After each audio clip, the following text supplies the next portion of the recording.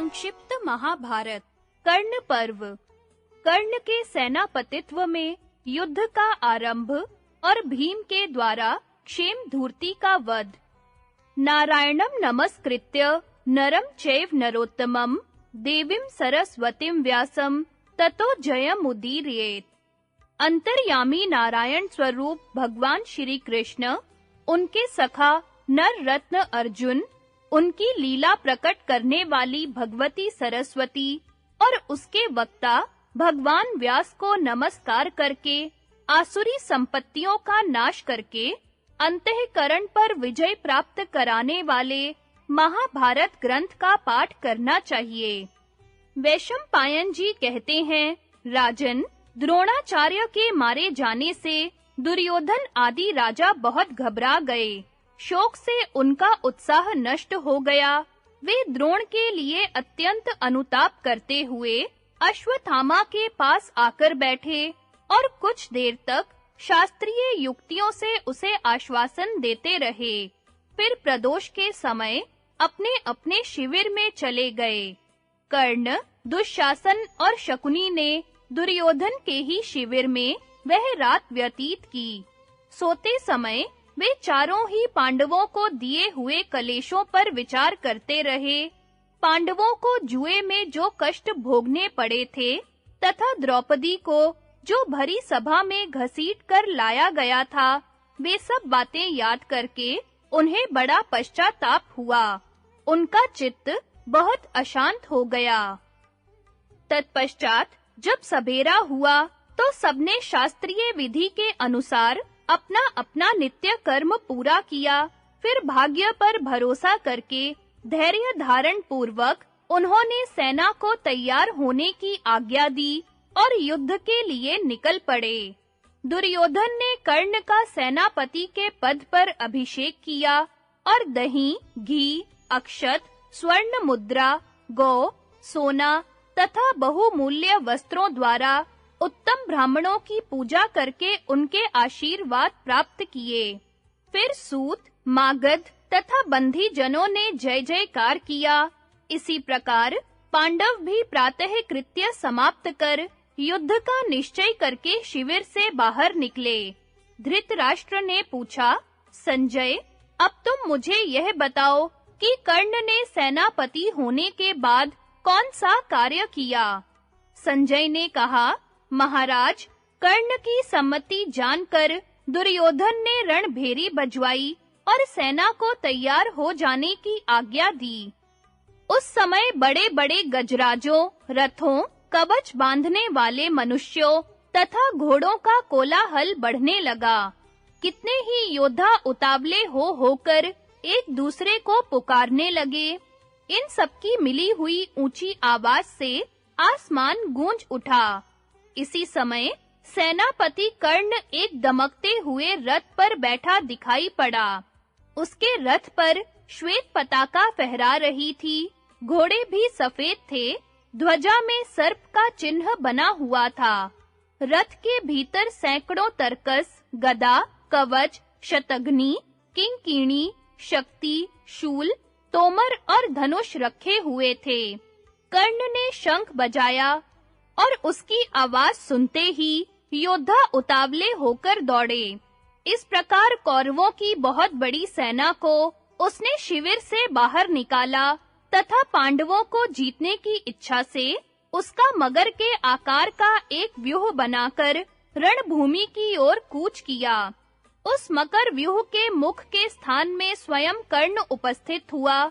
दोनों नेत्रों की जगह शूरवीर शकुनी और उल्लूक खड़े हुए।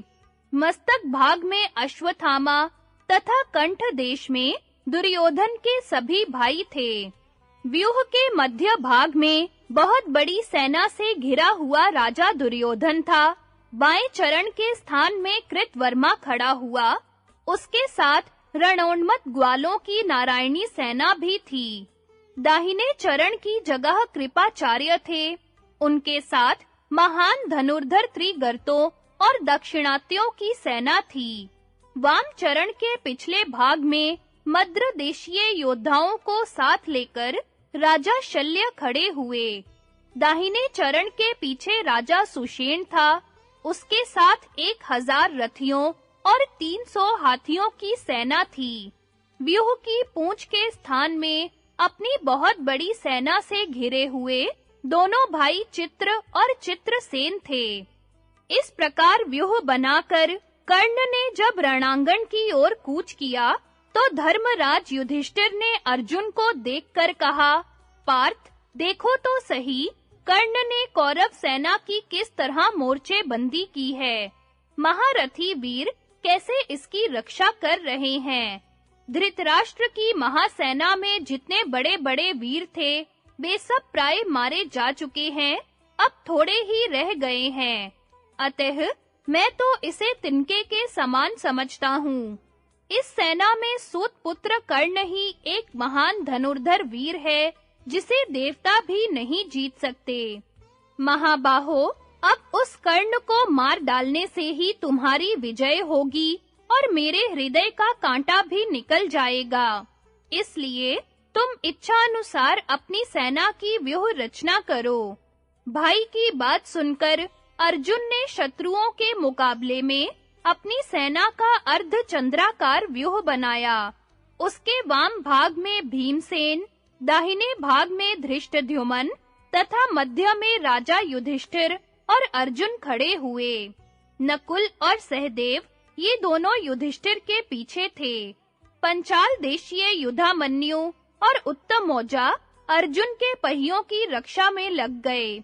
शेष वीरों में से जिन्हें व्यूह में जहां स्थान मिला, वे वहीं खूब उत्साह के साथ डट गए। इस प्रकार कौरव तथा पांडवों ने व्यूह बनाकर फिर युद्ध में मन लगाया। दोनों दलों में ऊंची आवाज करने वाले बाजे बज उठे। विजयाभिलाषी शूर वीरों का सिंहनाद सुनाई देने लगा। महान धनुर्धर कर्ण को व्यूह के मुहाने पर कवच धारण किए उपस्थित देख कौरव योद्धा द्रोणाचार्य के वियोग का दुख भूल गए। तदनंतर कर्ण तथा अर्जुन आमने सामने आकर खड़े हुए और दोनों एक दूसरे को देखते ही क्रोध में भर गए। उनके सैनिक भी उछलते कूदते हुए परस्पर जा भिड़े।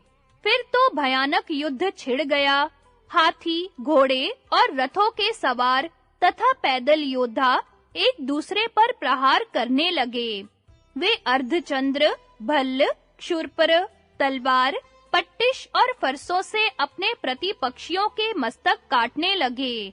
मरे हुए वीर हाथी, घोड़ों तथा रथों से गिर-गिर कर धराशायी होने लगे। सैनिकों के हाथ, पैर और हथियार सभी चलने लगे। उनके द्वारा वहां महान संहार आरंभ हो गया। इस प्रकार जब सेना का विध्वंस हो रहा था, उसी समय भीमसेन आदि पांडव हम लोगों पर चढ़ आए। भीमसेन हाथी पर बैठे हुए थे। उन्हें दूर से ही आते देख राजा क्षेमधूर्ति ने, जो स्वयं भी हाथी पर सवार था, युद्ध के लिए ललकारा और उन पर धावा कर दिया। पहले उन दोनों के हाथियों में ही युद्ध आरंभ हुआ। जब हाथी लड़ते-लड़ते आपस में सट गए, तो वे दोनों वीर तोमरों से एक दूसरे पर जोरदार प्रहार करने लगे। फिर धनुष उठाकर दोनों ने दोनों को बींधना आरंभ किया। थोड़ी ही देर में उन्होंने एक दूसरे का धनुष काटकर सिंहनाद किया और परस्पर शक्ति एवं तोमरों की झड़ी लगा दी। इसी बीच में क्षेमधूर्ति ने बड़े वेग से एक तोमर का प्रहार कर भीमसेन की छाती छेद डाली।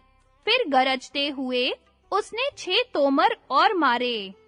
भीमसेन ने भी धनुष उठाया और बाणों की वर्षा से शत्रु के हाथी को बहुत पीड़ित किया। इससे वह भाग चला, रोकने से भी नहीं रुका। क्षेमधूर्ति ने किसी तरह हाथी को काबू में किया और क्रोध में भरकर भीमसेन को बाणों से बींध डाला। साथ ही उनके हाथी के भी मर्म स्थानों में चोट पहुंचाई। हाथी उस आघात को न सह सका, वह प्राण त्याग कर पृथ्वी पर गिर पड़ा। भीमसेन उसके गिरने से पहले ही कूदकर जमीन पर आ गए और अपनी गदा के प्रहार से शत्रु के हाथी को भी उन्होंने मार गिराया। क्षेमधूर्ति भी हाथी से कूदकर नीचे आ गया और तलवार उठाकर भीमसेन की ओर दौड़ा। यह देख भीम ने उस पर गदा से चोट की। उसके आघात से क्षेमधूर्ति के प्राण पखेरु उड़ गए और वह तलवार के साथ ही हाथी के पास गिर पड़ा। महाराज, क्षेमधूर्ति कुलूत देश का यशस्वी राजा था। उसे मारा गया देख आपकी सेना व्यथित होकर रणभूमि से भागने लगी। विंद, अनुविंद और चित्रसेन तथा चित्र का वध, अश्वत्थामा और भीमसेन का भयंकर युद्ध। संजय कहते हैं, राजन, तत्पश्चात महान धनुर्धर कर्ण ने अपने तीखे बाणों से पांडव सेना का संहार आरंभ किया। उसके नाराजों की मार से पीड़ित होकर झुंड के झुंड हाथी चिंघाड़ने तथा सब ओर भागने लगे। यह देख सूत पुत्र कर्ण पर नकुल ने धावा किया। दूसरी ओर अश्वत्थामा दुष्कर पराक्रम दिखा रहा था। उसका भीमसेन ने सामना किया। कैकेयी देशीय विंद और अनुविंद को सात्यकी ने रोका। श्रुतकर्मा ने चित्रसेन का मुकाबला किया। चित्र को प्रतिविंध्य ने रोक लिया। दुर्योधन राजा युधिष्ठिर से भिड़ गया और क्रोध में भरे हुए संशप्तकों पर अर्जुन ने धावा किया। धृष्टद्युम्न कृपाचार्य के और शिखंडी कृतवर्मा के साथ लड़ने लगा। श्रुतकीर्ति का शल्य के साथ और सहदेव का आपके पुत्र दुशासन के साथ युद्ध होने लगा। इस प्रकार उस द्वंद्व युद्ध में कैकेयी वीर विंद और अनुविंद सात्यकी के ऊपर तेजस्वी बाणों की वर्षा करने लगे। यह देख सात्यकी ने भी उन दोनों को अपने सायकों से आच्छादित कर दिया। विंद अनुविंद ने जब पुनः सात्यकी की छाती में चोट पहुंचाई, तो उसने उन दोनों के धनुषों को काट दिया और तीखे बाणों से मारकर उन्हें आगे बढ़ने से रोक दिया। तब उन्होंने दूसरे धनुष हाथ में लिए और सात्यकी को बाणों से ढकना आरंभ किया। उनकी बाण वर्षा से चारों ओर अंधकार छा गया। फिर उन तीनों महारथियों ने एक दूसरे के धनुष काट डाले। अब तो सात्यकी के क्रोध की सीमा न रही। उसने तुरंत ही दूसरा धनुष लेकर उसकी प्रत्यंचा चढ़ाई और एक अत्यंत तीखा क्षुर चलाकर अनुविंद का मस्तक उड़ा दिया। अपने शूरवीर भाई को मारा गया देख महारथी विंद ने भी दूसरा धनुष उठाया और सात्यकी को 60 बाणों से बींधकर बड़े जोर से गर्जना की। फिर उसकी छाती और भुजाओं को हजारों बाणों से घायल किया। इतने पर भी सात्यकी का चेहरा मलिन नहीं हुआ। उसने हंसते-हंसते 25 बाण मारकर विंद को घायल कर दिया। इसके बाद दोनों महारथियों ने एक दूसरे का धनुष काटकर सारथी और घोड़े मार डाले। इस प्रकार जब वे रथहीन हो गए, तो ढाल और तलवार हाथ में ले आपस में लड़ने लगे। दोनों ही तरह-तरह के पैंतरे बदलते और एक दूसरे का वध करने के लिए पूर्ण प्रयत्न करते थे। इतने ही में सात्यकी ने विंद की ढाल के 2 टुकड़े कर दिए। फिर विंद भी सात्यकी की ढाल काटकर तीखी तलवार ले मंडलाकार पैंतरे बदलने लगा। इसी बीच में मौका पाकर सात्यकी ने बड़ी फुर्ती दिखाई। उसने तलवार का एक ऐसा हाथ मारा कि कवच सहित विंद के शरीर के 2 टुकड़े हो गए। विंद प्राणहीन होकर पृथ्वी पर गिर पड़ा और सात्यकी उसे मारकर तुरंत ही युधामन्यु के रथ पर चढ़ गया। इसके बाद एक दूसरा रथ विधि पूर्वक सजा कर लाया गया। सात्यकी उस पर सवार हुआ और पुनः अपने सायकों से कैकेयी सेना का संहार करने लगा। उसकी मार खाकर कैकेयियों की सेना ठहर न सकी। वह अपने प्रबल शत्रु का सामना करना छोड़ सब दिशाओं में भाग गई। तदनंतर श्रुतकर्मा ने क्रोध में भरकर 50 बाणों से राजा चित्रसेन को घायल किया। अभिसार नरेश चित्रसेन ने भी 9 बाणों से श्रुतकर्मा को बींधकर 5 सायकों से उसके सारथी को भी पीड़ित किया। तब श्रुतकर्मा ने चित्रसेन के मर्म स्थान में तीखे नाराज से वार किया। उसकी गहरी चोट लगने से वीरवर चित्रसेन को मूर्छा आ गई। थोड़ी देर में जब होश हुआ तो उसने एक भल्ल मारकर श्रुतकर्मा का धनुष काट दिया और फिर 7 बाणों से उसे भी बींध डाला। श्रुतकर्मा को पुनः क्रोध आया। उसने शत्रु के धनुष के 2 टुकड़े कर डाले और 300 बाण मारकर उसे खूब घायल किया। फिर एक तेज किए हुए भाले से चित्रसेन का मस्तक काट गिराया। अभिसार नरेश चित्रसेन मारा गया। यह देखकर उसके सैनिक श्रुतकर्मा पर टूट पड़े, परंतु उसने अपने सायकों की मार से उन सबको पीछे हटा दिया। दूसरी ओर प्रतिविंध्य ने चित्र को 5 बाणों से घायल करके 3 सायकों से उसके सारथी को बींध दिया और एक बाण मारकर उसकी ध्वजा काट डाली। तब चित्र ने उसकी बाहों और छाती में 9 भल्ल मारे। यह देख प्रतिविंध्य ने उसका धनुष काट दिया और 25 बाणों से उसे भी घायल किया। फिर चित्र ने भी प्रतिविंध्य पर एक भयंकर शक्ति का प्रहार किया, किंतु उसने उस शक्ति को हंसते-हंसते काट दिया। तब उसने प्रतिविंध्य पर गदा चलाई। उस गदा ने प्रतिविंध्य के घोड़े और सारथी को मौत के घाट उतार उसके रथ को भी चकनाचूर कर दिया। प्रतिविंध्य पहले से ही कूदकर पृथ्वी पर आ गया था। उसने चित्र पर शक्ति का प्रहार किया।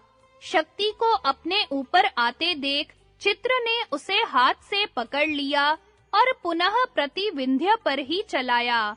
वह शक्ति प्रतिविंध्य की दाहिनी भुजा पर चोट करती हुई भूमि पर जा पड़ी। इससे प्रतिविंध्य को बड़ा क्रोध हुआ। उसने चित्र को मार डालने की इच्छा से तोमर का प्रहार किया। वह तोमर उसकी छाती और कवच छेदता हुआ जमीन में घुस गया तथा राजा चित्र अपनी बाहें फैलाकर भूमि पर गिर पड़ा। चित्र को मारा गया देख आपके सैनिकों ने प्रतिविंध्य पर बड़े वेग से धावा किया, परंतु उसने अपने सायक समूहों की वर्षा करके उन सबको पीछे भगा दिया।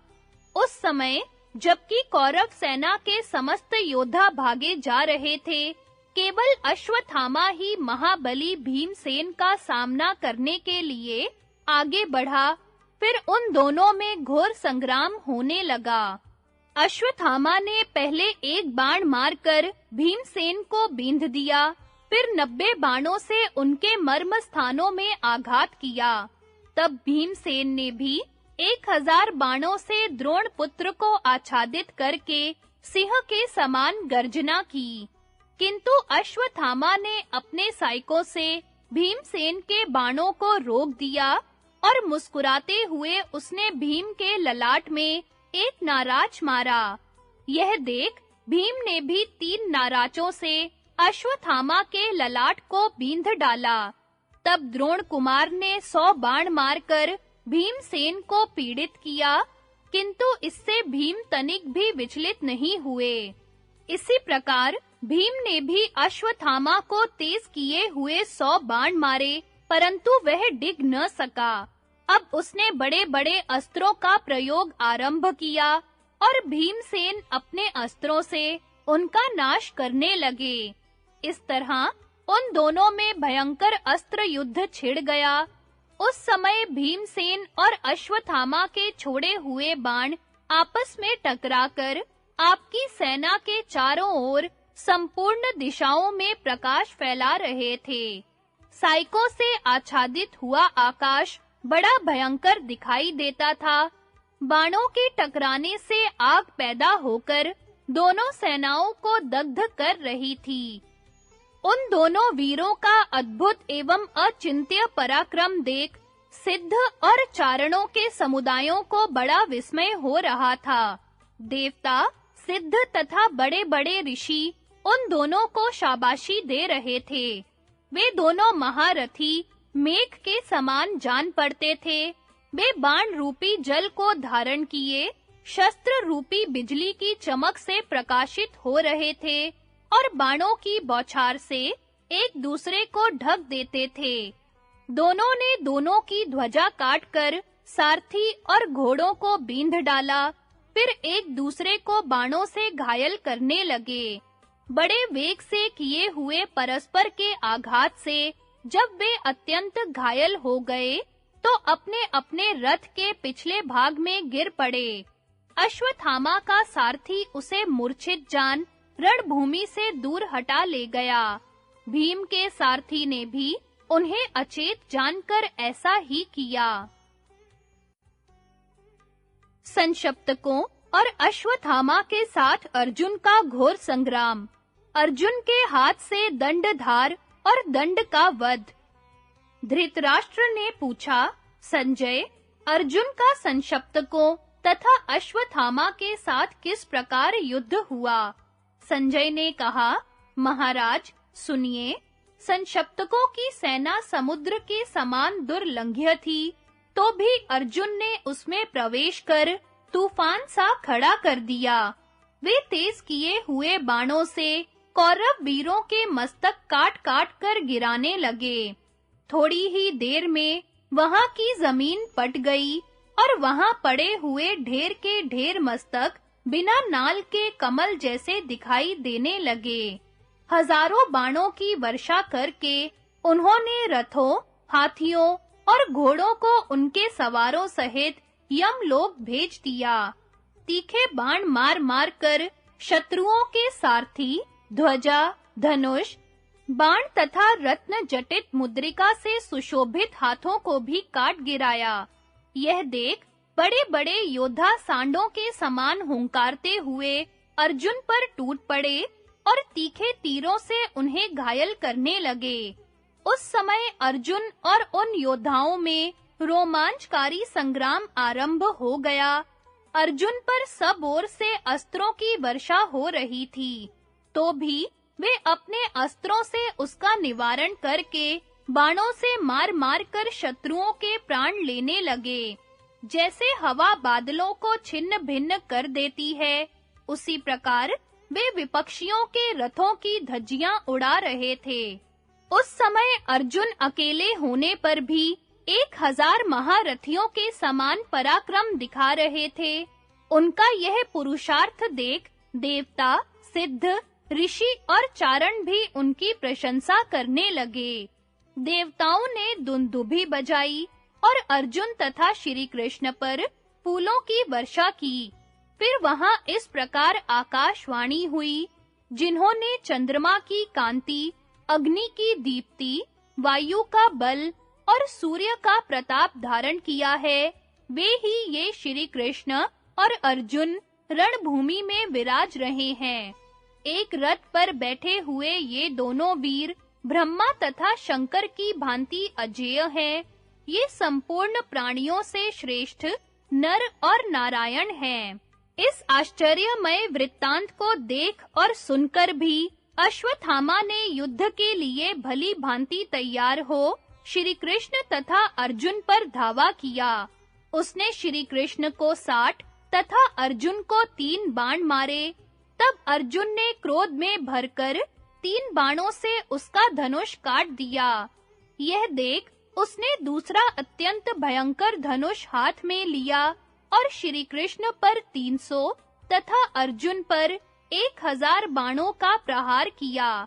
इतना ही नहीं, अश्वत्थामा ने अर्जुन को आगे बढ़ने से रोककर उनके ऊपर हजारों, लाखों और अरबों बाण बरसाए। उस समय ऐसा जान पड़ता था मानो उसके तरकस, धनुष, प्रत्यंचा, रथ, ध्वजा तथा कवच से और बाह, हाथ, छाती, मुंह, नाक, कान, आंख तथा मस्तक आदि अंगों एवं रोम-रोम से बाण छूट रहे हैं। इस प्रकार अपने सायक समूहों की बौछार से उसने श्री कृष्ण और अर्जुन को बींध डाला और अत्यंत प्रसन्न होकर महामेघ के समान भयंकर गर्जना की। अश्वत्थामा की गर्जना सुनकर अर्जुन ने उसके चलाए हुए प्रत्येक बाण के 3-3 टुकड़े कर डाले। इसके बाद उन्होंने संशप्तकों के रथ, हाथी, घोड़े, सारथी, ध्वजा और पैदल सिपाहियों को भयंकर बाणों से मारना आरंभ किया। गांडीव से छूटे हुए नाना प्रकार के बाण 3 मील पर खड़े हुए हाथी और मनुष्यों को भी मार गिराते थे। उस समय अर्जुन ने शत्रुओं के बहुत से सजे सजाए घुड़सवारों और पैदल सैनिकों का सफाया कर डाला। शत्रुओं में से जो लोग रण में पीठ दिखाकर भाग नहीं गए, बराबर सामने डटे रहे, उनके धनुष, बाण, तरकस, प्रत्यंचा, हाथ, बाह, हाथ के हथियार, छत्र, ध्वजा, घोड़े, रथ की ईशा, ढाल, कवच और मस्तक को अर्जुन ने काट डाला। पार्थ के बाणों के प्रहार से रथ, घोड़े और हाथियों के साथ उनके सवार भी धराशायी हो गए।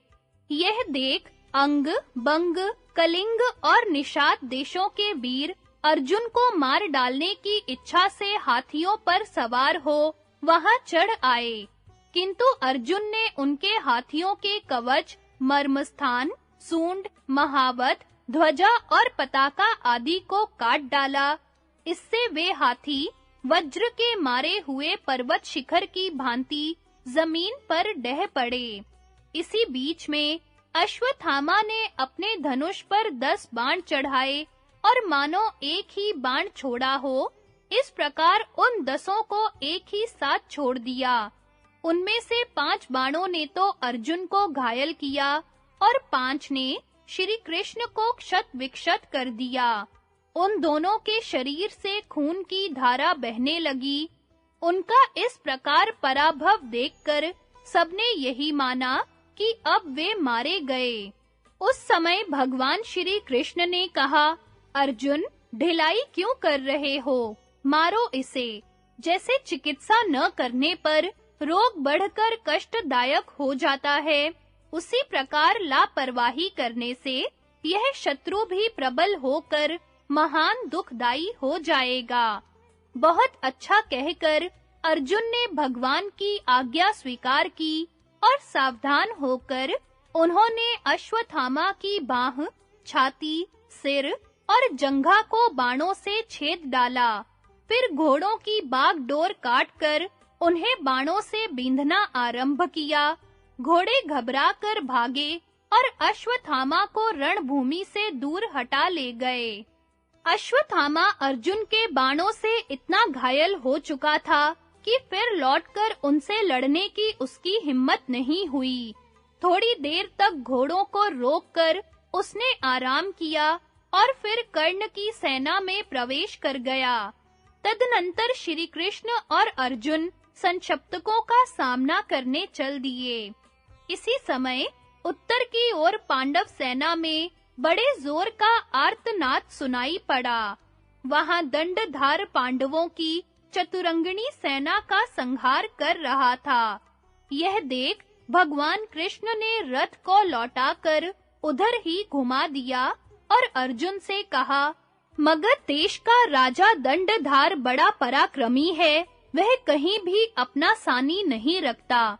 इसके पास शत्रुओं का संहार करने वाला एक महान गजराज है। इसे युद्ध की उत्तम शिक्षा मिली है और बल तो सबसे अधिक ही है। इनमें से किसी भी दृष्टि से यह राजा भगदत्त से कम नहीं है। पहले तुम इसी का संहार कर डालो, फिर संशप्तकों को मारना।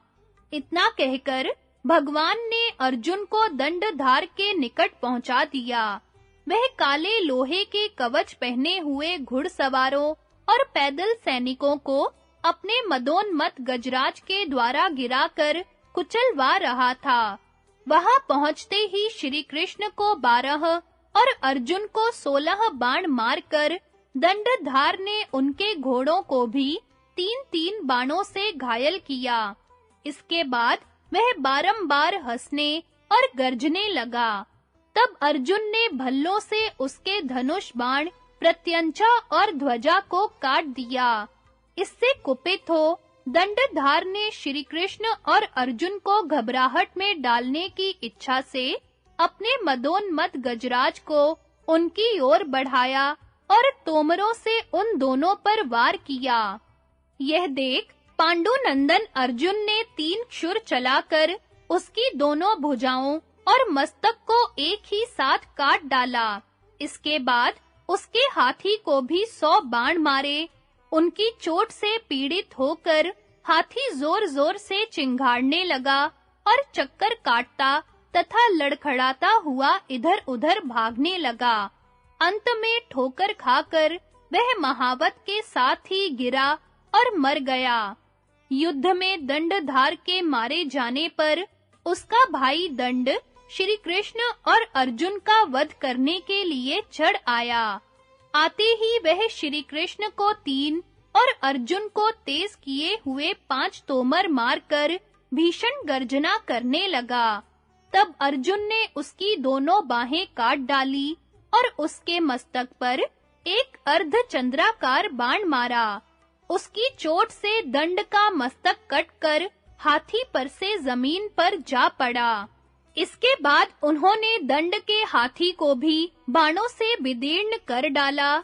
उनकी चोट से अत्यंत व्यथित होकर वह हाथी चिंघाड़ता हुआ गिरकर मर गया। तत्पश्चात दूसरे योद्धा भी उत्तम हाथियों पर सवार होकर विजय की इच्छा से चढ़ आए, परंतु सव्यसाची ने औरों की भांति उन्हें भी मौत के घाट उतार दिया। फिर तो शत्रु की बहुत बड़ी सेना भाग खड़ी हुई और अर्जुन संशप्तकों का संहार करने के लिए चल दिए। अर्जुन के द्वारा संशप्तकों का तथा अश्वत्थामा के हाथ से राजा पांडय का वध। संजय कहते हैं, महाराज, अर्जुन ने मंगल ग्रह की भांति वक्र और अति वक्र गति से चलकर बहुसंख्यक संशप्तकों का संहार कर डाला। अनेकों पैदल, घुड़सवार, रथी और हाथी अर्जुन के बाणों की मार से अपना धैर्य खो बैठे। कितने ही चक्कर काटने लगे, कुछ भाग गए और बहुत से गिरकर मर गए।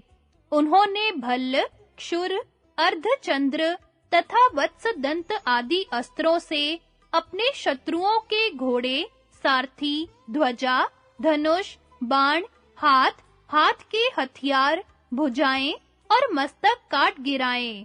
इसी बीच में उग्रा युद्ध के पुत्र ने 3 बाणों से अर्जुन को बींध दिया। यह देख अर्जुन ने उसका सिर धड़ से अलग कर दिया। उस समय उग्रा युद्ध के समस्त सैनिक क्रोध में भरकर अर्जुन पर नाना प्रकार के अस्त्र शस्त्रों की वर्षा करने लगे, परंतु अर्जुन ने अपने अस्त्रों से शत्रुओं की अस्त्र वर्षा रोक दी और साइकों की झड़ी लगाकर बहुत से शत्रुओं का वध कर डाला। उसी समय भगवान श्री कृष्ण ने कहा, अर्जुन, तुम खिलवाड़ क्यों कर रहे हो?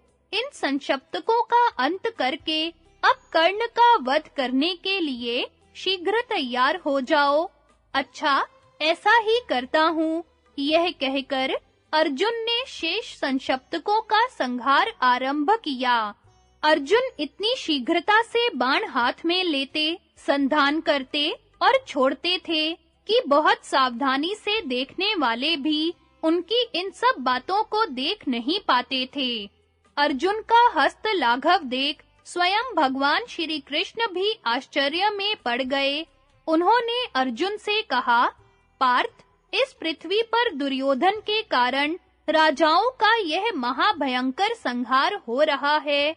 आज तुमने जो पराक्रम किया है, वैसा स्वर्ग में केवल इंद्र ने ही किया था। इस प्रकार बातें करते हुए श्री कृष्ण और अर्जुन चले जा रहे थे। इतने में ही उन्हें दुर्योधन की सेना के पास शंख, दुंदुभी, भेरी और पणम आदि बाजों की आवाज सुनाई दी। तब श्री कृष्ण ने घोड़ों को बढ़ाया और वहां पहुंचकर देखा कि राजा पांड्य के द्वारा दुर्योधन की सेना का विकट विध्वंस हुआ है। यह देख उन्हें बड़ा विस्मय हुआ। राजा पांडय अस्त्र विद्या तथा धनुर्विद्या में प्रवीण थे। उन्होंने अनेकों प्रकार के बाण मारकर शत्रु समुदाय का नाश कर डाला था।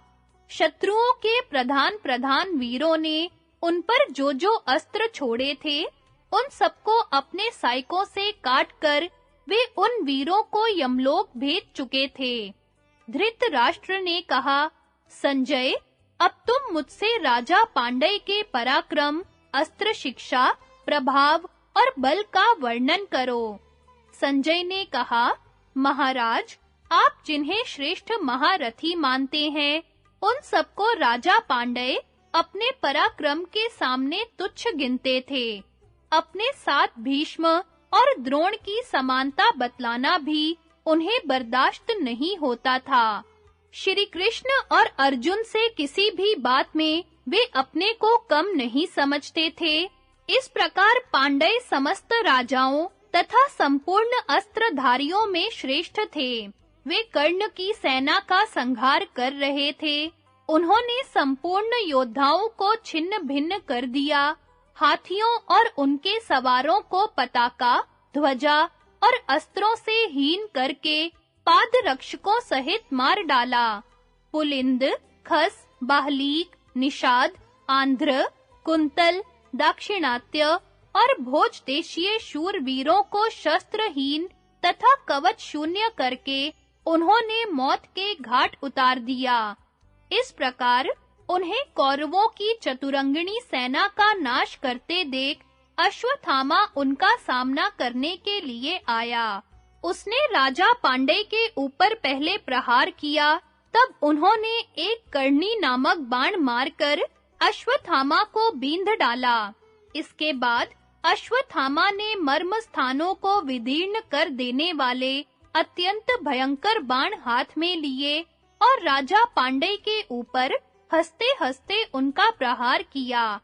तत्पश्चात उसने तेज की हुई धार वाले कई तीखे नाराज उठाए और पांडे पर उनका दशमी गति से प्रयोग किया, परंतु पांडे ने 9 तीखे बाण मारकर उन नाराजों को काट डाला और उसके पहियों की रक्षा करने वाले योद्धाओं को भी मार डाला। अपने शत्रु की यह फुर्ती देखकर अश्वत्थामा ने धनुष को मंडलाकार बना लिया और बाणों की बौछार करने लगा। 8-8 बैलों से खींचे जाने वाली 8 गाड़ियों में जितने बाण लदे थे, उन सबको अश्वत्थामा ने आधे पहर में ही समाप्त कर दिया। उस समय उसका स्वरूप क्रोध से भरे हुए यमराज के समान हो रहा था।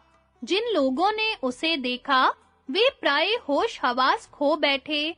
अश्वत्थामा के चलाए हुए उन सभी बाणों को पांडे ने वायव्य अस्त्र से उड़ा दिया और उच्च स्वर से गर्जना की।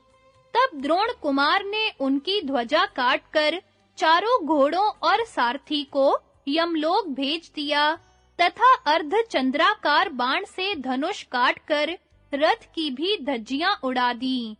उस समय यद्यपि महारथी पांडे रथ से शून्य हो गए थे, तो भी अश्वत्थामा ने उन्हें मारा नहीं। उनके साथ युद्ध करने की उसकी इच्छा अभी बनी ही हुई थी। इसी समय एक महाबली गजराज बड़े वेग से दौड़ता हुआ वहां आ पहुंचा। उसका सवार मारा जा चुका था। राजा पांडे हाथी के युद्ध में बड़े निपुण थे। उस पर्वत के समान ऊंचे गजराज को देखते ही वे उसकी पीठ पर जा बैठे। उन्होंने हाथी को अंकुश मारकर आगे बढ़ाया और सिंहनाद करके द्रोण पुत्र के ऊपर एक अत्यंत तेजस्वी तोमर का प्रहार किया। तोमर की चोट से अश्वत्थामा के सिर का सुवर्णमय मुकुट चूर-चूर होकर खनखनाता हुआ जमीन पर जा गिरा। अब तो क्रोध के मारे द्रोण कुमार के बदन में आग लग गई। उसने शत्रु को पीड़ा देने वाले यमदंड के समान भयंकर 14 बाण हाथ में लिए।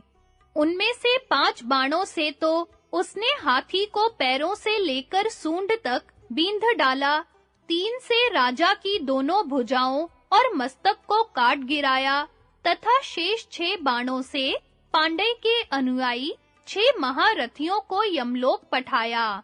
इस प्रकार महाबली पांडे को मारकर जब अश्वत्थामा ने अपना कर्तव्य पूरा कर दिया, तो आपका पुत्र दुर्योधन अपने मित्रों के साथ उसके पास आया और बड़ी प्रसन्नता के साथ उसने उसका स्वागत सत्कार किया। अंगराज का वध सहदेव के द्वारा दुशासन की तथा कर्ण के द्वारा नकुल की पराजय और कर्ण द्वारा पांचालों का संहार। संजय कहते हैं, महाराज, आपके पुत्र की आज्ञा से बड़े-बड़े हाथी सवार हाथियों के साथ ही क्रोध में भरकर धृष्टद्युम्न को मार डालने की इच्छा से उसकी ओर बढ़े। पूर्व और दक्षिण देश के रहने वाले गज युद्ध में कुशल जो प्रधान वीर थे, वे सभी उपस्थित थे।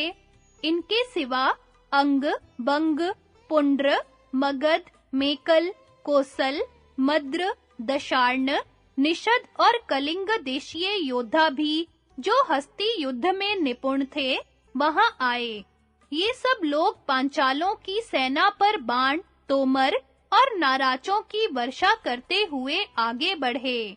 उन्हें आते देख धृष्टद्युम्न उनके हाथियों पर नाराजों की वर्षा करने लगा। प्रत्येक हाथी को उसने 10-10, 6-6 और 8-8 बाणों से मारकर घायल कर दिया। उस समय धृष्टद्युम्न को हाथियों की सेना से घिर गया देख पांडव और पांचाल योद्धा तेज किए हुए अस्त्र शस्त्र लेकर गर्जना करते हुए वहां आ पहुंचे। वे उन हाथियों पर बाणों की बौछार करने लगे। नकुल, सहदेव, द्रौपदी के पुत्र प्रभद्रक, सात्यकी, शिखंडी तथा चेकीतान, ये सभी वीर चारों ओर से बाणों की झड़ी लगाने लगे। तब मलेच्छों ने अपने हाथियों को शत्रुओं की ओर प्रेरित किया। वे हाथी अत्यंत क्रोध में भरे हुए थे, इसलिए रथों, घोड़ों और मनुष्यों को सूंडों से खींचकर पटक देते और पैरों से दबाकर कुचल डालते थे। कितने ही योद्धाओं को उन्होंने दांतों की नोक से चीर डाला और कितनों को सूंड में लपेटकर ऊपर फेंक दिया। दांतों से कुचले हुए जो लोग जमीन पर गिरते थे, उनकी सूरत बड़ी भयानक हो जाती थी। इसी समय अंगराज के हाथी का सात्यकी से सामना हुआ। सात्यकी ने भयंकर वेग वाले नाराज से हाथी के मर्म स्थानों को बींध डाला। हाथी वेदना से मूर्छित होकर गिर पड़ा। अंगराज उसकी ओट में अपने शरीर को छिपाए बैठा था। अब वह हाथी से कूदना ही चाहता था कि सात्यकी ने उसकी छाती पर भी नाराज से प्रहार किया। चोट को न संभाल सकने के कारण वह भी पृथ्वी पर गिर पड़ा। इसके बाद नकुल ने यमदंड के समान 3 नाराज हाथ में लिए और उनके प्रहार से अंगराज को पीड़ित करके फिर 100 बाणों से उसके हाथी को भी घायल किया। तब अंगराज ने नकुल पर 108 तोमरों का प्रहार किया, किंतु उसने प्रत्येक तोमर के 3-3 टुकड़े कर डाले और एक अर्धचंद्राकार बाण मारकर उसके मस्तक को भी काट लिया। फिर तो वह मलेच्छराज हाथी के साथ ही भूमि पर गिर पड़ा।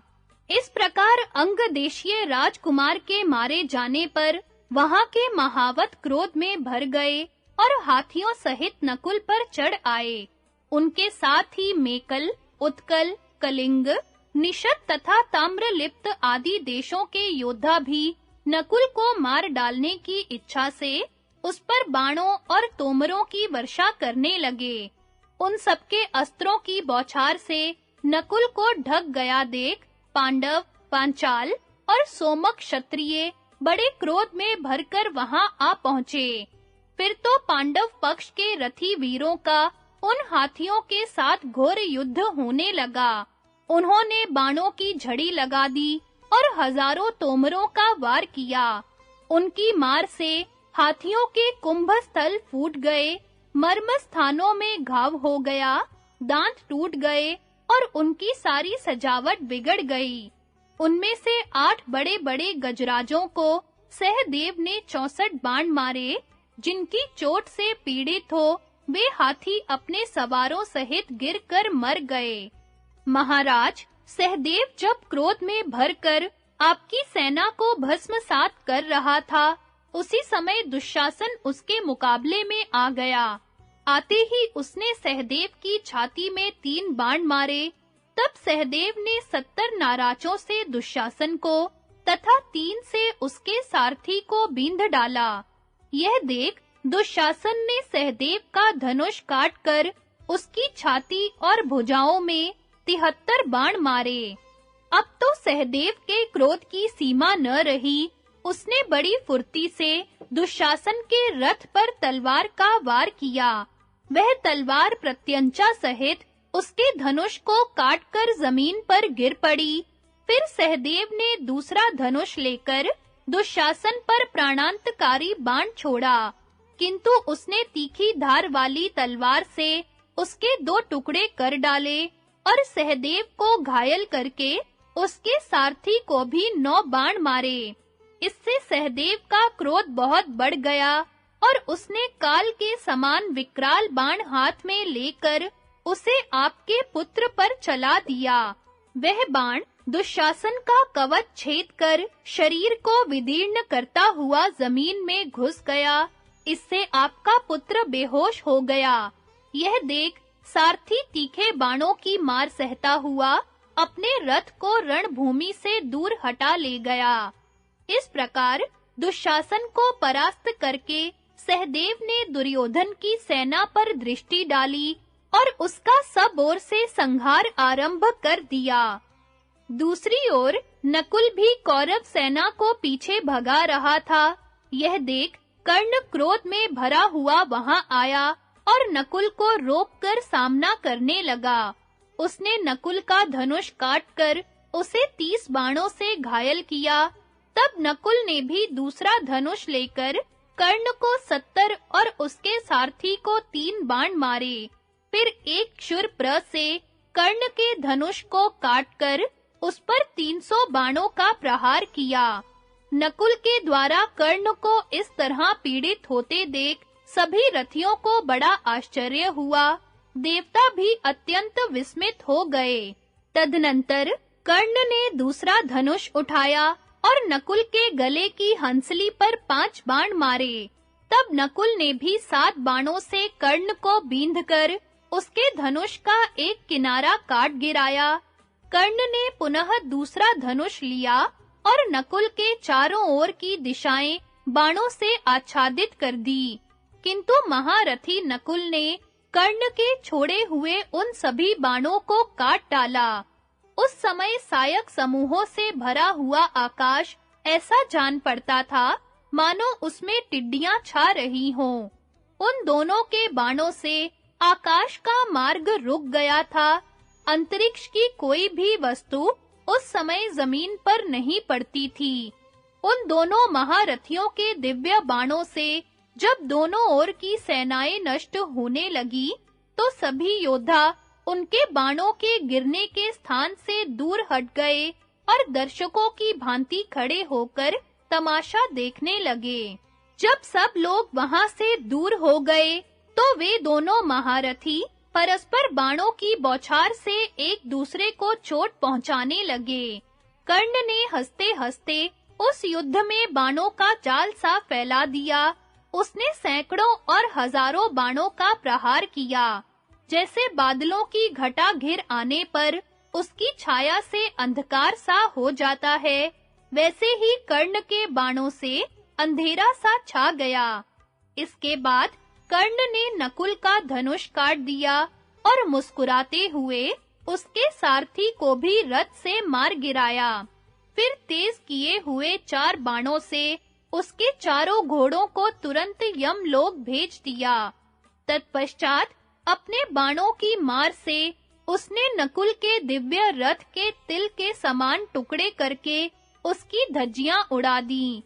पहियों के रक्षकों को मारकर ध्वजा, पताका, गदा, तलवार, ढाल तथा अन्य सामग्रियों को भी नष्ट कर दिया। रथ, घोड़े और कवच से रहित हो जाने पर नकुल ने एक भयानक परिघ उठाया, किंतु कर्ण ने तीखे बाणों से उनके भी टुकड़े-टुकड़े कर डाले। उस समय उसकी इंद्रियां व्याकुल हो गईं और वह सहसा रणभूमि छोड़कर भाग खड़ा हुआ। कर्ण ने हंसते-हंसते उसका पीछा किया और उसके गले में अपना धनुष डाल दिया। फिर वह कहने लगा, पांडुनंदन, अब बलवानों के साथ युद्ध करने का साहस न करना। जो तुम्हारे समान हो, उन्हीं से भिड़ने का हौसला करना चाहिए। माद्री कुमार, हार गए तो क्या हुआ? लजाओ मत, जाओ घर में जाकर छिपे रहो, अथवा जहां श्री कृष्ण तथा अर्जुन हो, वहीं चले जाओ। यह कहकर कर्ण ने नकुल को छोड़ दिया। यद्यपि उस समय कर्ण के लिए नकुल को मारना सहज था, तो भी कुंती को दिए हुए वचन को याद करके उसने उसे जीवित ही छोड़ दिया, क्योंकि कर्ण धर्म का ज्ञाता था। नकुल को इस पराजय से बड़ा दुख हुआ। वह उच्छ्वास लेता हुआ अत्यंत संकोच के साथ जाकर युधिष्ठिर के रथ पर बैठ गया। इतने में सूर्य देव आकाश के मध्य भाग में आ गए। उस दोपहरी में सूत पुत्र कर्ण चारों ओर चक्र के समान घूमता हुआ पांचालों का संहार करने लगा। शत्रुओं के रथ टूट गए, ध्वजा पताकाएं कट गईं, घोड़े और सारथी मारे गए तथा बहुतों के रथ के धुरे खंडित हो गए। कुछ ही देर में पांचाल सेना के रथी भागते देखे गए। हाथियों के शरीर खून से लथपथ हो गए। वे उन्मत्त की भांति इधर-उधर भागने लगे। ऐसा जान पड़ता था मानो वे किसी बड़े भारी जंगल में जाकर दावानल से दग्ध हो गए हैं। उस समय हमें सब ओर कर्ण के धनुष से छूटे हुए बाणों से कटे अनेकों सिर, भुजा और जंघाएं दिखाई देती थी। संग्राम भूमि में सृंजय वीरों पर कर्ण की बड़ी भीषण मार पड़ रही थी। तो भी पतंग जैसे अग्नि पर टूट पड़ते हैं, उसी प्रकार वे कर्ण की ओर ही बढ़ते जा रहे थे। महारथी कर्ण जहां-तहां पांडव सेनाओं को भस्म कर रहा था, अतः क्षत्रिय लोग उसे प्रलयकालीन अग्नि के समान समझकर उसके आगे से भागने लगे। पांचाल वीरों में से जो भी योद्धा मरने से बचे थे, वे सब मैदान छोड़कर भाग गए। उलूक युयुत्सु, श्रुतकर्मा शतानिक, शकुनी सुतसोम और शिखंडी कृतवर्मा में द्वंद्व युद्ध, अर्जुन के द्वारा अनेकों वीरों का संहार तथा दोनों ओर की सेनाओं में घमासान युद्ध। संजय ने कहा, राजन, एक ओर आपका पुत्र युयुत्सु कौरवों की भारी सेना को खदेड़ रहा था। यह देखकर उलूक बड़ी फुर्ती से उसके सामने आया। उसने क्रोध में भरकर एक शूरप्र से युयुत्सु का धनुष काट डाला और कर्णी बाण से उसे भी घायल कर दिया। युयुत्सु ने तुरंत ही दूसरा धनुष उठाया और 60 बाणों से उलूक पर एवं 3 से उसके सारथी पर वार करके फिर उसे अनेकों बाणों से बींध डाला। इस पर उलूक ने युयुत्सु को 20 बाणों से घायल कर उसकी ध्वजा को काट डाला।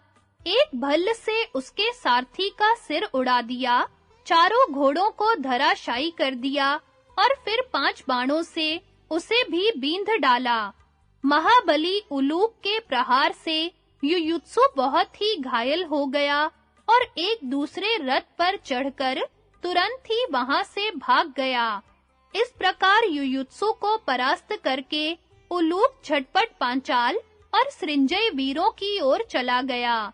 दूसरी ओर आपके पुत्र श्रुतकर्मा ने शतानिक के रथ, सारथी और घोड़ों को नष्ट कर दिया। तब महारथी शतानिक ने क्रोध में भरकर उस अश्वहीन रथ में ही आपके पुत्र पर एक गदा फेंकी। वह उसके रथ, सारथी और घोड़ों को भस्म करके पृथ्वी पर जा पड़ी।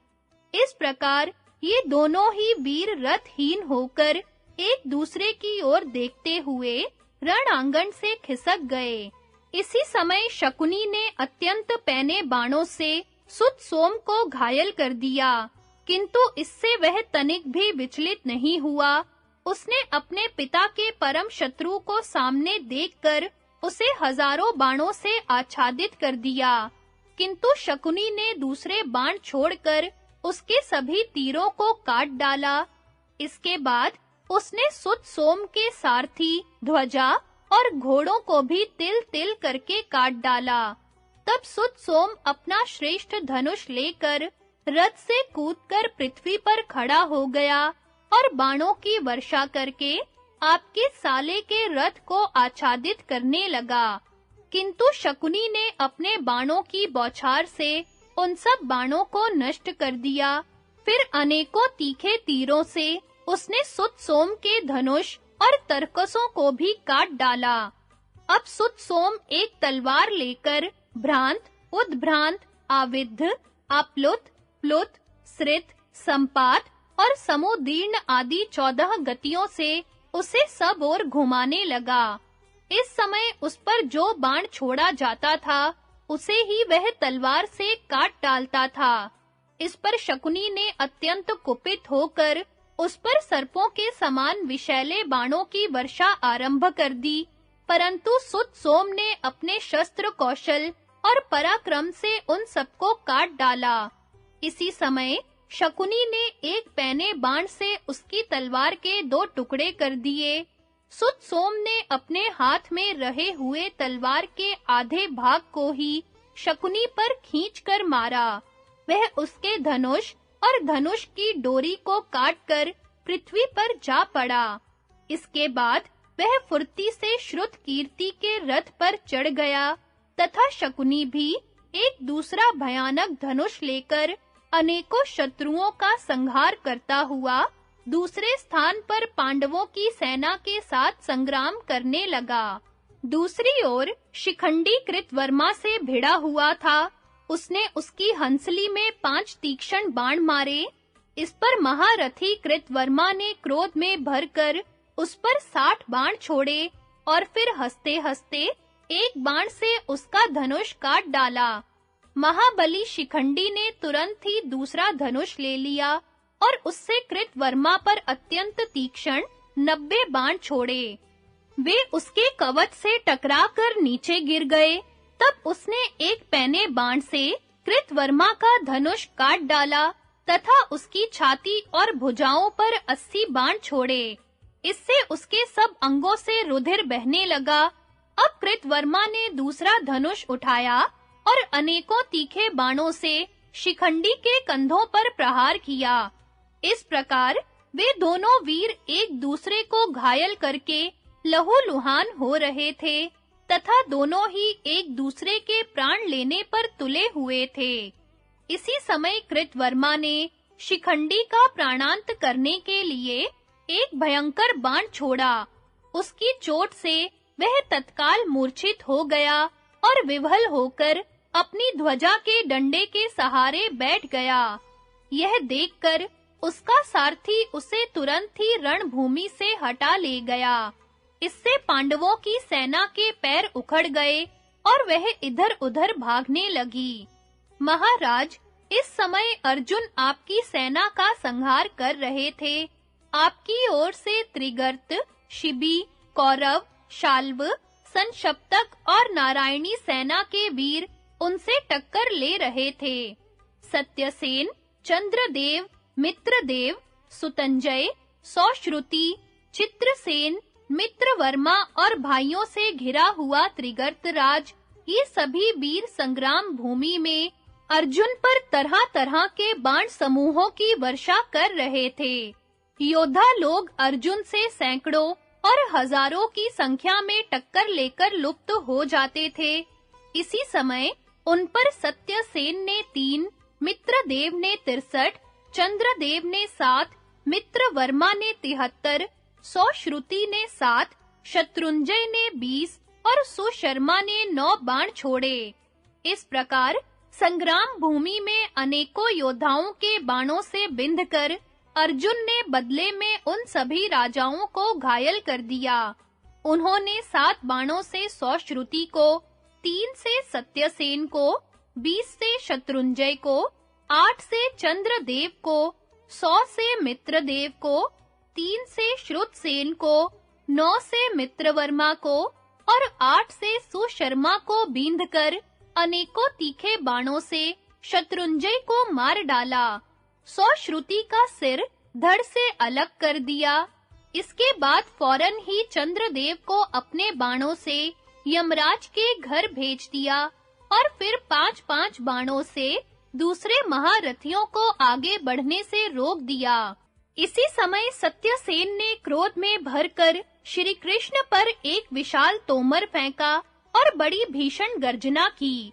वह तोमर उनकी दाईं भुजा को घायल करके पृथ्वी पर जा पड़ा।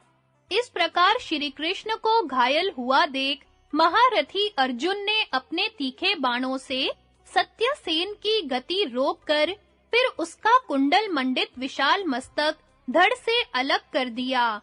इसके बाद उन्होंने अपने पैने बाणों से मित्रवर्मा पर आक्रमण किया तथा एक तीखे वत्स दंत से उसके सारथी पर चोट की। फिर महाबली अर्जुन ने सैकड़ों बाणों से संशप्तकों पर वार किया और उनमें से सैकड़ों हजारों वीरों को धराशायी कर दिया। उन्होंने एक शूरप्र से मित्रसेन का मस्तक उड़ा दिया और सुशर्मा की हंसली पर चोट की। इस पर सारे संशप्तक वीर उन्हें चारों ओर से घेरकर तरह-तरह के शस्त्रों से पीड़ित करने लगे।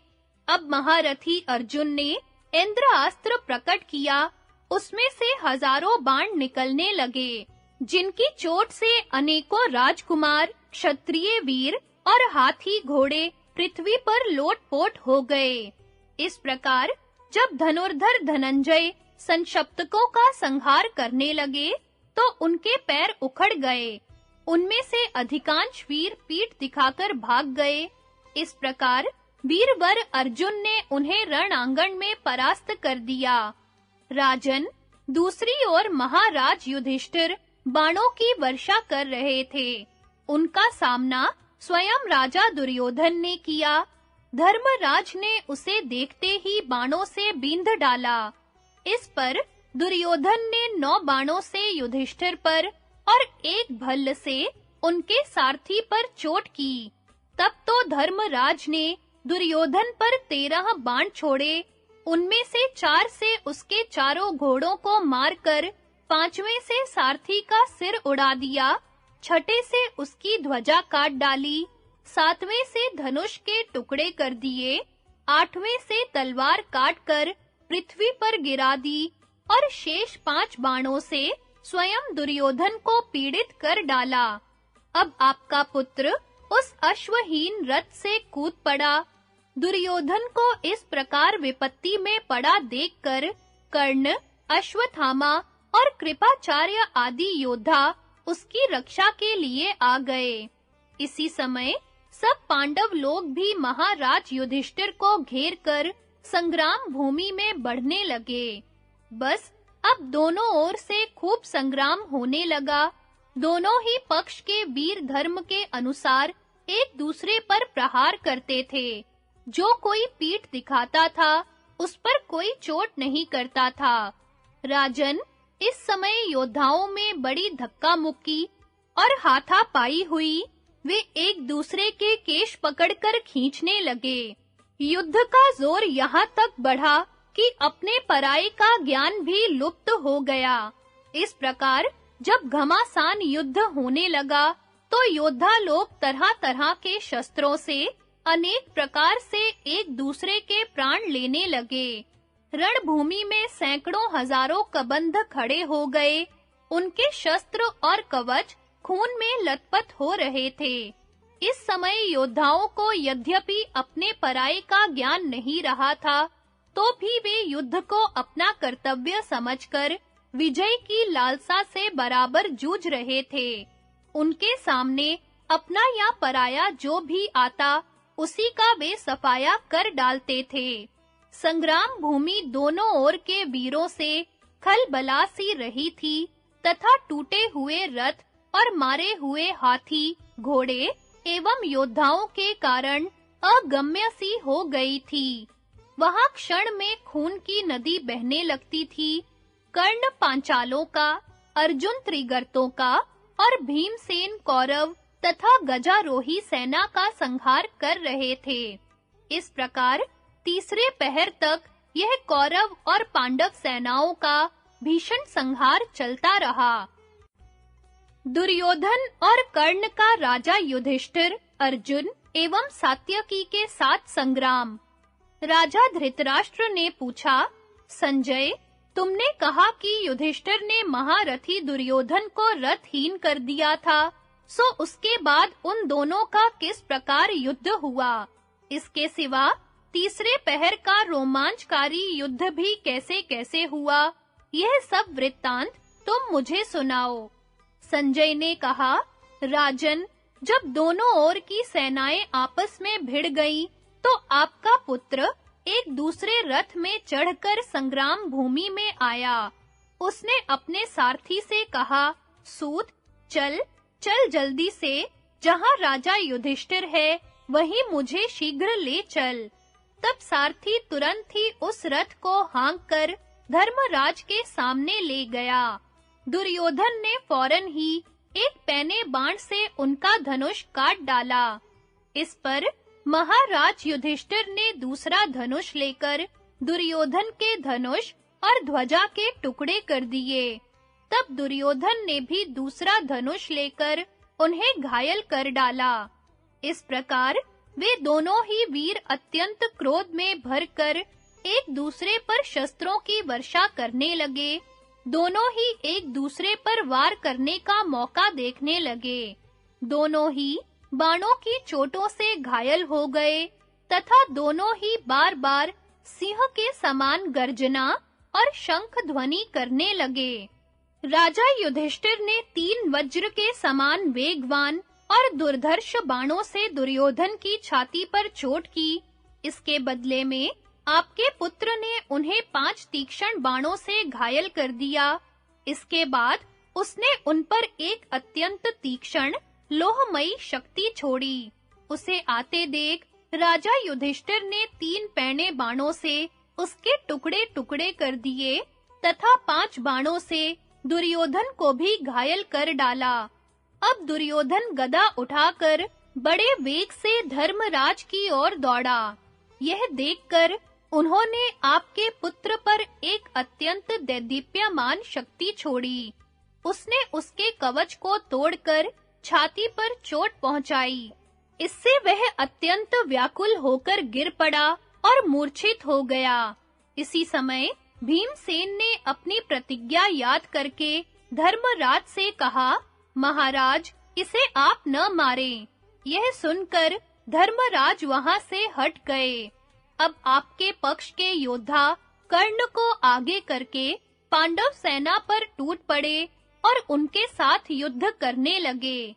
कर्ण ने अनेकों चमचमाते हुए बाण सात्यकी पर छोड़े।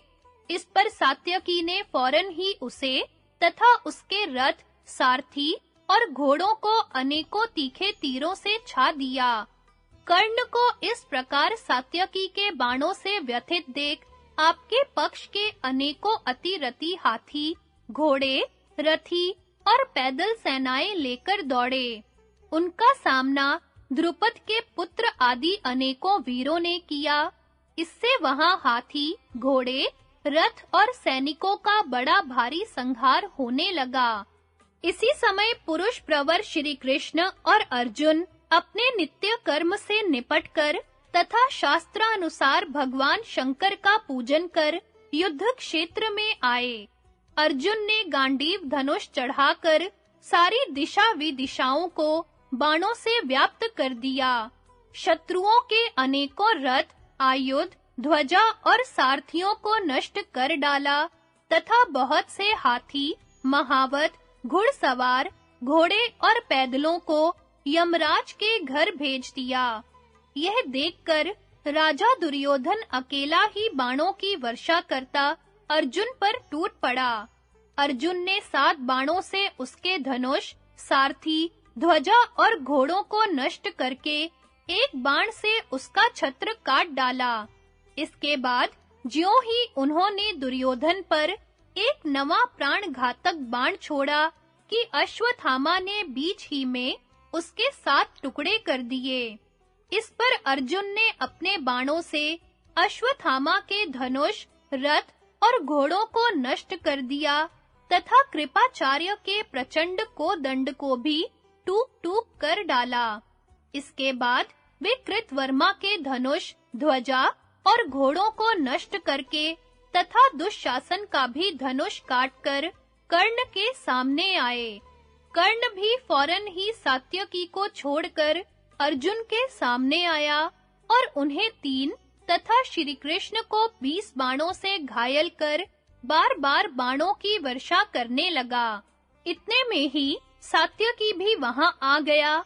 उसने कर्ण पर पहले 99 और फिर 100 बाणों से चोट की। इसके बाद पांडव पक्ष के अन्यान्य योद्धा भी कर्ण पर वार करने लगे। युधामन्यु, शिखंडी, द्रौपदी के पुत्र प्रभद्रक वीर, उत्तमौजा, युयुत्सु, नकुल, सहदेव, धृष्टद्युम्न, चेदी, करुष, मत्स्य और कैकेयी देश के वीर तथा चेकितान और धर्मराज युधिष्ठिर, इन सभी शूर वीरों ने बहुत सी बलवती सेना लेकर उसे चारों ओर से घेर लिया तथा उस पर तरह-तरह के अस्त्र-शस्त्रों की वर्षा करने लगे। परंतु कर्ण ने अपने पैने बाणों से उस सारी शस्त्र वृष्टि को छिन्न-भिन्न कर डाला। बात की बात में कर्ण की अस्त्र शक्ति से आक्रांत होकर पांडवों की सेना शस्त्रहीन और घायल होकर भागने लगी। अर्जुन ने हंसते-हंसते अपने अस्त्रों से कर्ण के अस्त्रों को नष्ट करके संपूर्ण दिशाओं, आकाश और पृथ्वी को बाणों से व्याप्त कर दिया। उनके बाण मूसल और परिघों के समान गिर रहे थे तथा कोई शतघ्नी और वज्रों के समान जान पड़ते थे। इस प्रकार आपके और पांडवों के पक्ष के योद्धा विजय की लालसा से युद्ध में जुटे हुए थे कि इसी समय सूर्यदेव अस्ताचल के शिखर पर जा पहुंचे। सब ओर अंधकार फैलने लगा तथा बड़े-बड़े धनुर्धर अपने-अपने योद्धाओं के सहित छावनी की ओर चलने लगे। कौरवों को जाते देख विजयी पांडव भी अपने शिविरों को चल दिए। सब वीर गाजे बाजे के साथ सिंहनाद और गर्जना करते तथा अपने शत्रुओं की हंसी एवं श्री कृष्ण और अर्जुन की स्तुति करते जाते थे। इस प्रकार उन्होंने छावनी में जाकर रात भर विश्राम किया।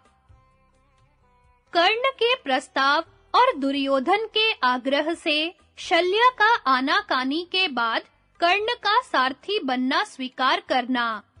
राजा धृतराष्ट्र ने पूछा, संजय, इसके बाद दुर्योधन ने क्या किया? वह मंद बुद्धि तो कर्ण का सहारा पाकर पांडवों को उनके पुत्र और श्री कृष्ण के सहित परास्त करने का दम भरता था, किंतु बड़े ही खेद की बात है कि कर्ण अपने पराक्रम से संग्राम में पांडवों से पार नहीं पा सका। निसंदेह जय पराजय देवाधीन ही है। मालूम होता है अब जुए का परिणाम समीप ही आ गया है। हाय, इस दुर्योधन के कारण मुझे कांटों के समान अनेकों तीव्रतर कष्ट सहने पड़ेंगे। मैं नित्य प्रति अपने पुत्रों के ही मारे जाने और परास्त होने की बात सुनता रहा हूँ। क्या पांडवों को रोकने वाला हमारी सेना में कोई भी वीर नहीं है? संजय ने कहा, राजन, जो पुरुष बीती हुई बात के लिए पीछे से सोच विचार करता है, उसका वह काम तो नहीं बनता। हाँ, चिंता उसे अवश्य खाती रहती है। अब आपको इस कार्य में सफलता मिलनी तो बड़े दूर की बात है, क्योंकि पहले जानबूझकर भी आपने इसके औचित्य अनौचित्य के विषय में विचार नहीं किया। महाराज, पांडवों ने तो आपसे बार-बार कहा था कि लड़ाई मत ठानिए, किंतु आपने मोहवश सुना ही नहीं। आपने पांडवों के ऊपर बड़े-बड़े जुल्म किए हैं। इस समय भी आप ही के कारण यह राजाओं का घोर संहार हो रहा है। परंतु जो बात बीत गई, उसके विषय में आप चिंता न करें। अब जिस प्रकार वह भयंकर संहार हुआ, वह सुनिए। वह रात बीतने पर कर्ण राजा दुर्योधन के पास आया और उससे कहने लगा, राजन, आज मेरी अर्जुन के साथ मुठभेड़ होगी। उसमें या तो मैं उस वीर का काम तमाम कर दूंगा या वह मुझे मार डालेगा। मैं इंद्र की दी हुई शक्ति खो बैठा हूँ, इसलिए आज अर्जुन अवश्य मेरे ऊपर धावा करेगा। अब जो काम की बात है, वह सुनिए। मेरे और अर्जुन के दिव्य अस्त्रों का प्रभाव तो समान ही है, किंतु शत्रु के पराक्रम को कुचलने में, हाथ की सफाई में, युद्ध कौशल में और अस्त्र संचालन में अर्जुन मेरे समान नहीं है। इसके सिवा बल, वीर्य, विज्ञान, पराक्रम और निशाना साधने में भी वह मेरी बराबरी नहीं कर सकता। मेरा जो यह विजय नाम का धनुष है, इसे विश्वकर्मा ने इंद्र के लिए बनाया था। इसी के द्वारा इंद्र ने दैत्यों पर विजय प्राप्त की थी। इंद्र ने यह श्रेष्ठ धनुष परशुराम जी को दिया था और उन्होंने मुझे दिया। यह परशुराम जी का दिया हुआ प्रचंड धनुष गांडीव से भी बढ़कर है। इसी के द्वारा परशुराम जी ने 21 बार पृथ्वी को जीता था। इसी से अर्जुन के साथ मेरे 2 हाथ होंगे। आज संग्राम भूमि में विजयी वीर अर्जुन को धराशायी करके मैं आपको और आपके बंधु बांधवों को आनंदित करूंगा। जिस प्रकार धर्म में पूर्ण अनुराग रखने वाले संयमी पुरुष का कार्य में सफलता पाना स्वाभाविक है, उसी प्रकार ऐसा कोई काम नहीं है जिसे मैं आपके लिए न कर सकूं। परंतु जिस बात में मैं अर्जुन से कम हूँ, वह भी मुझे अवश्य बता देनी चाहिए। उसके धनुष की डोरी दिव्य है, तरकस अक्षय है तथा उसके पास अग्निदेव का दिया हुआ दिव्य रथ है, जो किसी भी ओर से तोड़ा नहीं जा सकता। इसके सिवा उसके घोड़े मन के समान वेगवान है, ध्वजा भी दिव्य और दीप्तिमती है तथा उस पर बड़ा ही विस्मय में डालने वाला एक वानर बैठा हुआ है। इससे भी बढ़कर यह बात है कि जगत की रचना करने वाले स्वयं श्री कृष्ण उसके सारथी और रक्षक हैं। इन सब बातों की मेरे पास कमी है, तो भी मैं अर्जुन के साथ युद्ध करना चाहता हूँ। हमारे पक्ष में महाराज शल्य अवश्य श्री कृष्ण की बराबरी कर सकते हैं। यदि वे मेरे सारथी बन जाएं, तो निश्चय ही आपकी विजय हो सकती है। अतः आप इन्हें मेरा सारथ्य करने के लिए तैयार कर लीजिए। इसके सिवा कई छकड़े मेरे लिए बाण लेकर चलें तथा बढ़िया घोड़ों से जुते हुए कई उत्तम रथ मेरे पीछे-पीछे चलें, जिससे कि आवश्यकता होने पर मैं तुरंत दूसरा रथ बदल सकूं। महाराज शल्य श्री कृष्ण के समान ही अश्व विद्या के मर्मज्ञ हैं। यदि ये मेरे सारथी हो जाएं, तो मेरा रथ श्री कृष्ण के रथ से भी बढ़ जाए। फिर तो इंद्र के सहित देवताओं का भी मेरे सामने आने का साहस नहीं होगा। बस मैं आपसे इतना प्रबंध कराना चाहता हूँ। फिर मैं संग्राम भूमि में जो काम करके दिखाऊंगा, वह आप देखेंगे ही। अजी, फिर तो जो भी पांडव वीर संग्राम में मेरे सामने आएंगे, उन्हें मैं सर्वथा परास्त करके ही छोड़ूंगा। संजय ने कहा, जब कर्ण ने आपके पुत्र से इस प्रकार कहा, तो उसने प्रसन्न चित्त से उसकी प्रशंसा करते हुए कहा, कर्ण, तुम्हारा जैसा विचार है, मैं वैसा ही करूंगा। छकड़े तुम्हारे बाण लेकर चलेंगे तथा हम सब राजा लोग तुम्हारे पीछे-पीछे चलेंगे। राजन, कर्ण से ऐसा कहकर आपका पुत्र बड़ी विनय से महारथी शल्य के पास गया और उनसे प्रेम पूर्वक कहने लगा, मद्रेश्वर, आप सत्यव्रत, महाभाग और वक्ताओं में अग्रगण्य है। मैं सिर झुकाकर अत्यंत विनय के साथ आपसे एक प्रार्थना करता हूँ। आप अर्जुन के नाश और मेरे हित के लिए केवल प्रेम के ही नाते कर्ण का सारथ्य करना स्वीकार कर लीजिए।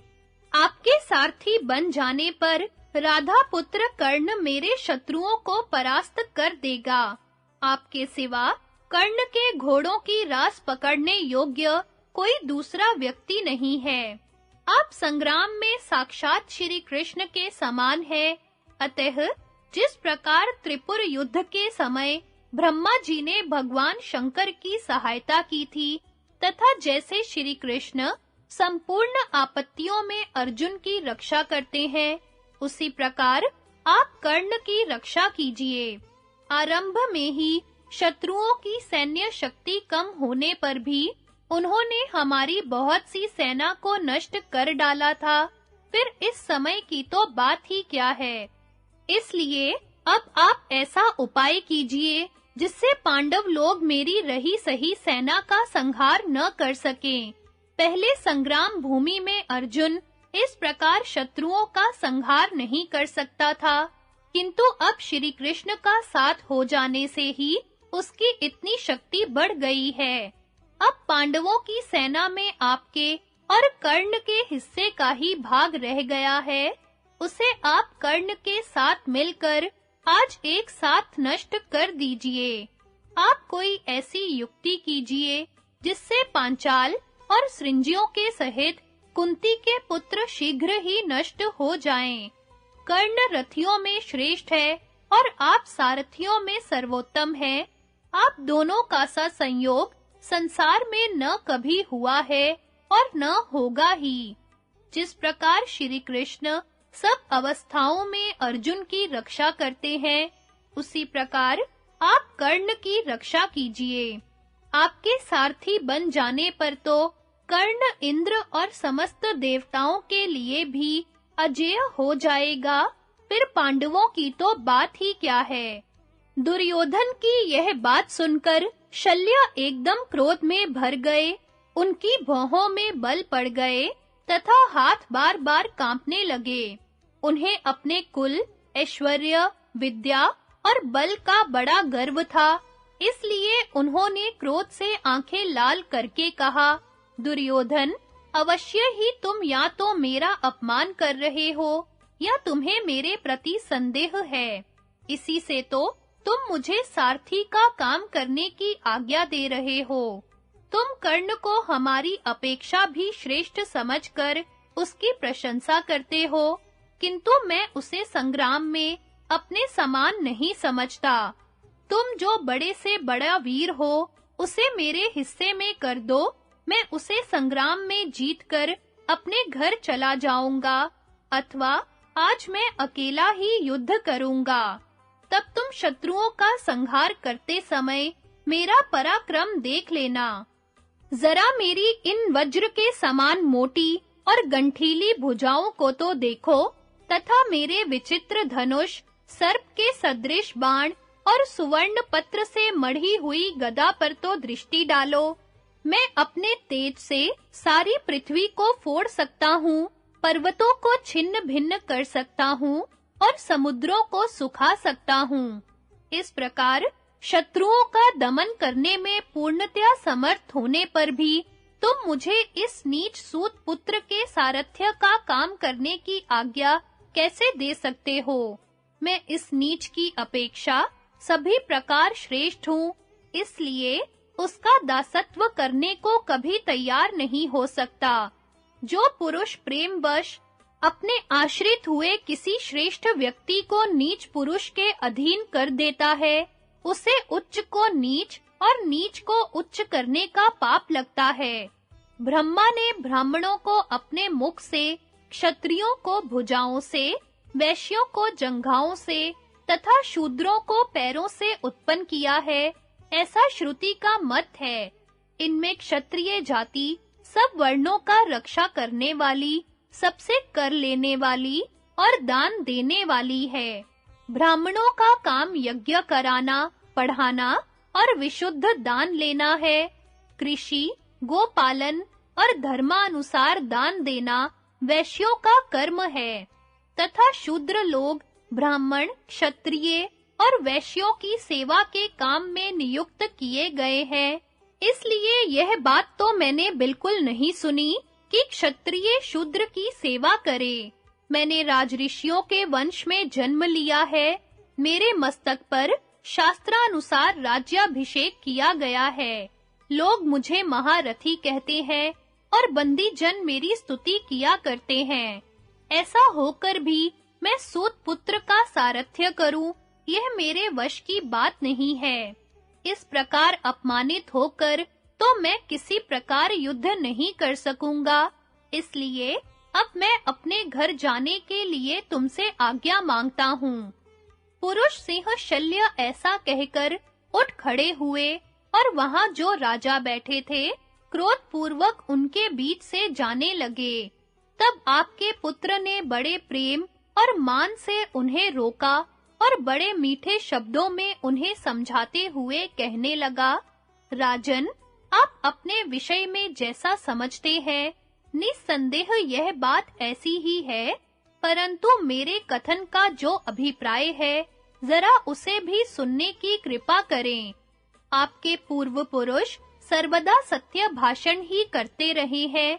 मैं समझता हूँ, इसी से आप आर्तायनी कहलाते हैं तथा आप अपने शत्रुओं के लिए शल्य के समान हैं। इसी से पृथ्वी तल में शल्य नाम से विख्यात हैं। आप धर्मज्ञ हैं और पहले मेरा प्रिय करने का वचन दे चुके हैं, अतः अब अपने उसी वचन का पालन करने की कृपा कीजिए। आपकी अपेक्षा न तो कर्ण बलवान है और न मैं ही हूँ, तो भी अश्व विद्या के सर्वश्रेष्ठ ज्ञाता होने के कारण मैं आपसे ऐसी प्रार्थना कर रहा हूँ। कर्ण शस्त्र विद्या में अर्जुन से श्रेष्ठ है और आप अश्व विद्या में श्री कृष्ण से बढ़ चढ़कर हैं। इस पर राजा शल्य ने कहा, दुर्योधन, तुम सब सेना के सामने मुझे श्री कृष्ण से भी बढ़कर बता रहे हो, इससे मैं तुम्हारे ऊपर प्रसन्न हूँ। अच्छा, लो मैं कर्ण का सारथ्य करना स्वीकार किए लेता हूँ, किंतु कर्ण के साथ मेरी एक शर्त होगी, वह यह कि युद्ध के समय मैं उससे चाहे जैसी बात कह सकूंगा, उसमें वह किसी प्रकार की आपत्ति न करे। इस पर कर्ण और आपके पुत्र ने बहुत अच्छा ऐसा कहकर शल्य की शर्त स्वीकार कर ली। त्रिपुरों की उत्पत्ति और उनके नाश का प्रसंग। दुर्योधन ने कहा, महाराज शल्य, पूर्व काल में महर्षि मार्कंडेय ने मेरे पिताजी से एक उपाख्यान कहा था। वह सब कथा मैं आपको सुनाता हूँ, उसे सुनिए और मैंने जो प्रार्थना की है उसके विषय में किसी प्रकार का विचार न कीजिए। पहले तारकामय नाम का एक संग्राम हुआ था। उसमें देवताओं ने दैत्यों को परास्त कर दिया था। उस समय तारक दैत्य के ताराक्ष, कमलाक्ष और विद्युन्माली नाम के 3 पुत्र थे। उन्होंने कठोर नियमों का पालन करते हुए बड़ी ही भीषण तपस्या की और अपने शरीरों को बिल्कुल सुखा दिया।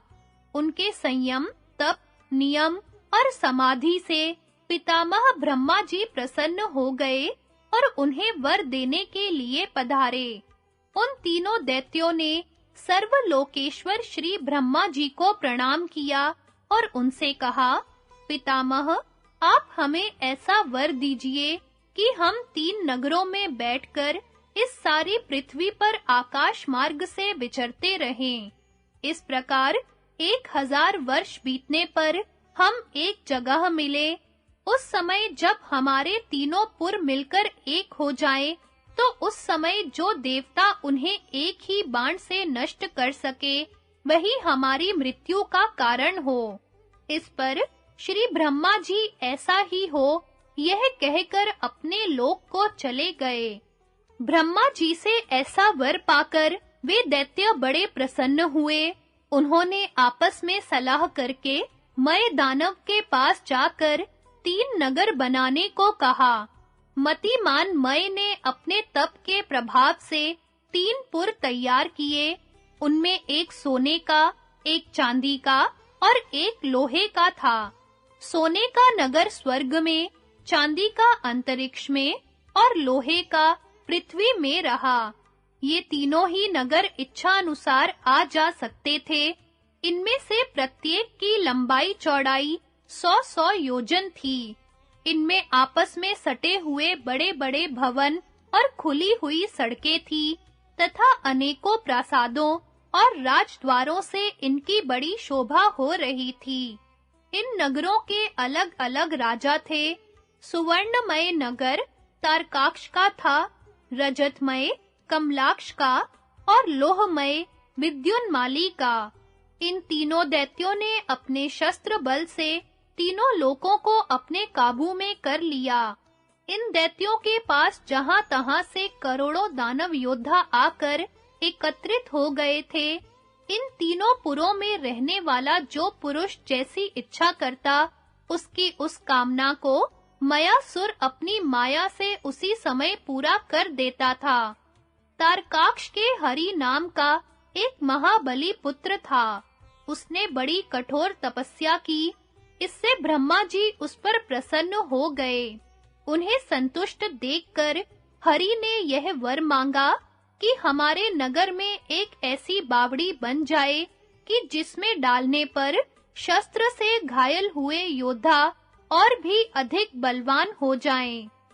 इस प्रकार ब्रह्मा जी से वर पाकर तारकाक्ष के पुत्र हरि ने अपने नगर में एक मुर्दों को जीवित कर देने वाली बावड़ी बनवाई। दैत्य लोग जिस रूप और जिस वेश में मरते थे, उस बावड़ी में डालने पर वे उसी रूप, उसी वेश में जीवित होकर निकल आते थे। इस प्रकार उस बावड़ी को पाकर वे सारे लोगों को कष्ट देने लगे तथा अपनी घोर तपस्या से सिद्धि पाकर वे देवताओं के भय की वृद्धि करने लगे। युद्ध में उनका किसी भी प्रकार नाश नहीं हो सकता था। अब तो वे लोभ और मोह से अंधे होकर एकदम मतवाले हो गए। उन्होंने लज्जा को एक ओर रख दिया और सब ओर लूट मार करने लगे। वरदान के मद में चूर होकर वे समय-समय पर जहां-तहां देवताओं को भगाकर स्वेच्छा से विचरने लगे।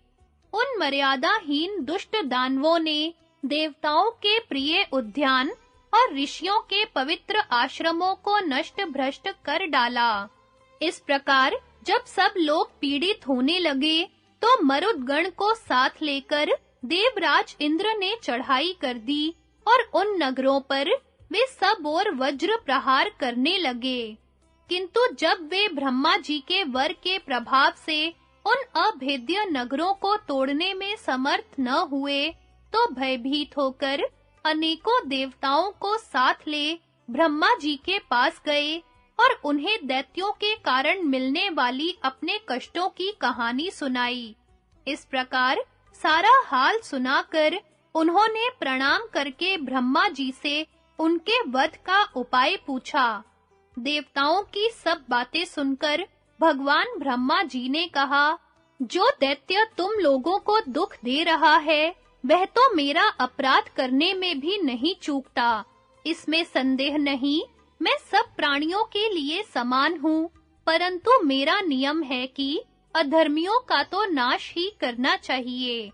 इसके लिए उन तीनों नगरों को एक ही बाण से तोड़ना होगा, किंतु इस काम को करने में श्री महादेव जी के सिवा और कोई समर्थ नहीं है। इसलिए तुम सब उनके पास जाकर यह वर मांगो, वे अवश्य उन दैत्यों को मार डालेंगे।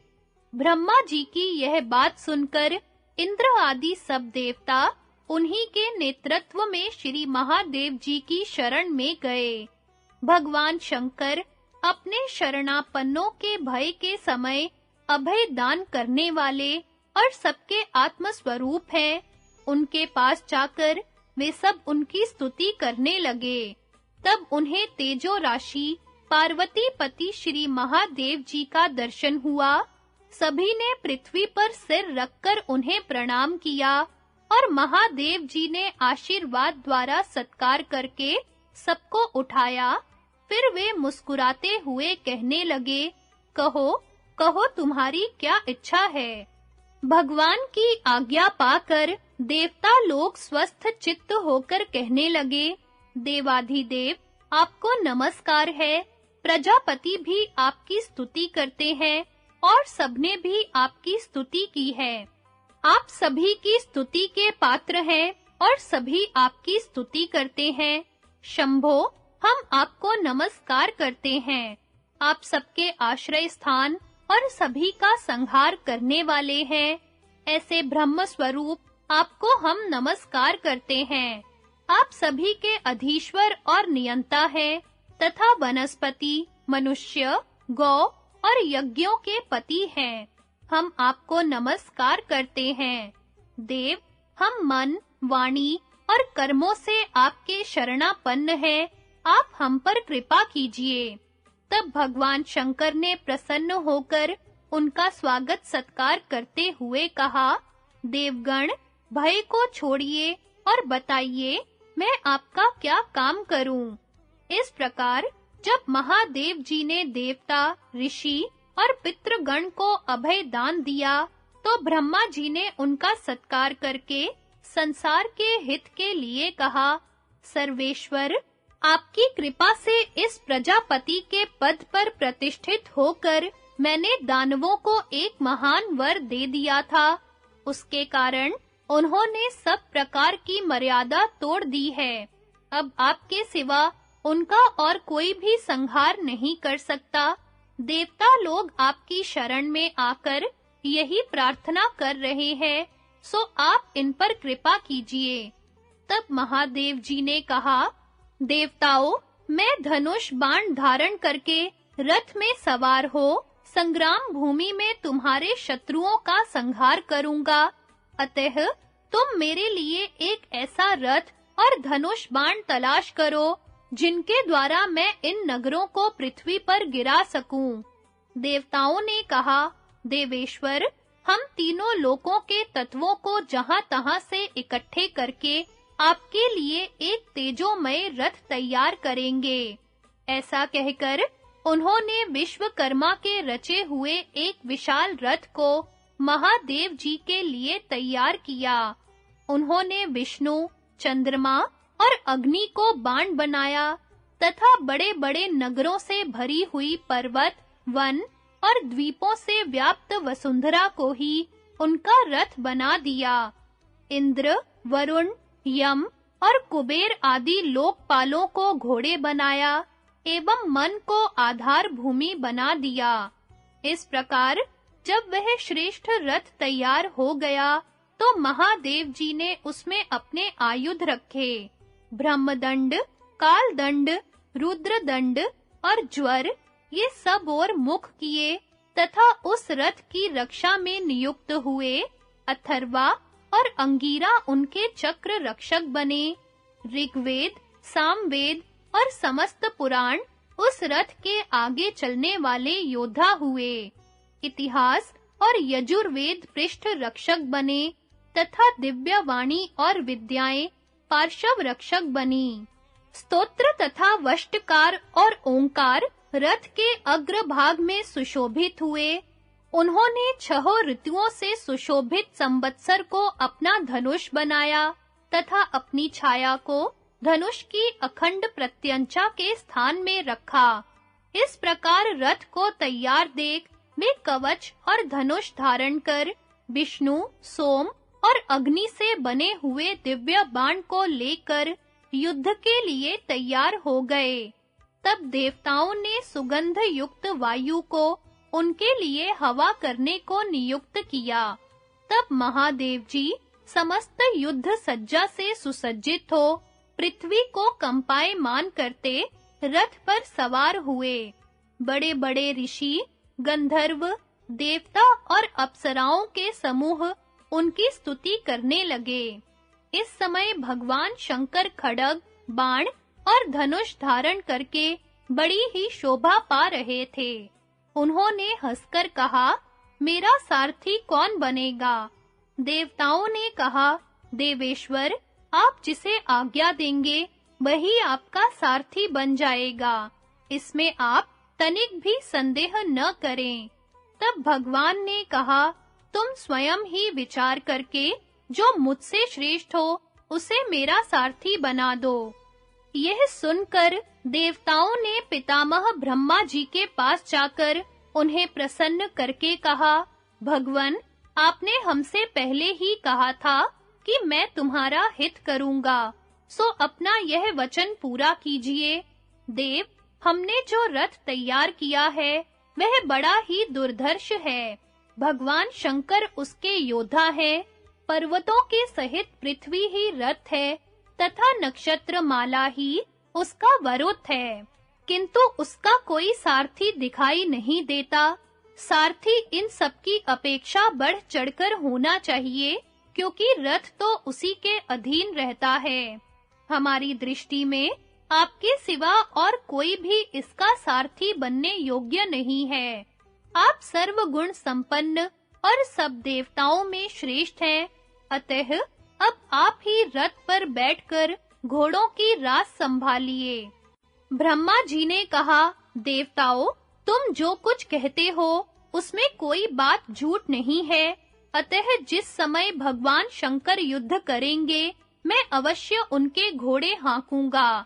तब देवताओं ने संपूर्ण लोकों के सृष्टा भगवान श्री ब्रह्मा जी को श्री महादेव जी का सारथी बनाया। जिस समय वे उस विश्ववंद्य रथ पर बैठे, उसके घोड़ों ने पृथ्वी पर सिर टेक कर उन्हें प्रणाम किया। परम तेजस्वी भगवान ब्रह्मा ने रथ पर चढ़कर घोड़ों की रास और कोड़ा संभाला और श्री महादेव जी से कहा, देव श्रेष्ठ, रथ पर सवार होइए। तब भगवान शंकर, विष्णु, सोम और अग्नि से उत्पन्न हुआ बाण लेकर अपने धनुष से शत्रुओं को कंपायमान करते रथ पर चढ़ गए। उस समय महर्षि, गंधर्व, देव समूह और अप्सराओं ने उनकी स्तुति की। भगवान शिव रथ पर बैठकर अपने तेज से तीनों लोकों को दैदीप्यमान करने लगे। उन्होंने इंद्र आदि देवताओं से कहा, तुम लोग ऐसा संदेह मत करना कि यह बाण इन पुरों को नष्ट नहीं कर सकेगा। अब तुम इस बाण से इन असुरों का अंत हुआ ही समझो। देवताओं ने कहा, आपका कथन बिल्कुल ठीक है, अब इन दैत्यों का अंत हुआ ही समझना चाहिए। आपका वचन किसी प्रकार मिथ्या नहीं हो सकता। इस प्रकार विचार करके देवता लोग बड़े प्रसन्न हुए। इसके बाद देवादि देव श्री महादेव जी उस विशाल रथ पर चढ़कर सब देवताओं के साथ चले। उनके इस प्रकार कूच करने पर सारा संसार और देवता लोग प्रसन्न हो गए। ऋषिगण अनेकों स्तोत्रों से उनकी स्तुति करने लगे और करोड़ों गंधर्वगण तरह-तरह के बाजे बजाने लगे। अब भगवान शंकर ने मुस्कुराकर कहा, प्रजापते, चलिए, जिधर वे दैत्य गण है उधर ही घोड़े बढ़ाइए।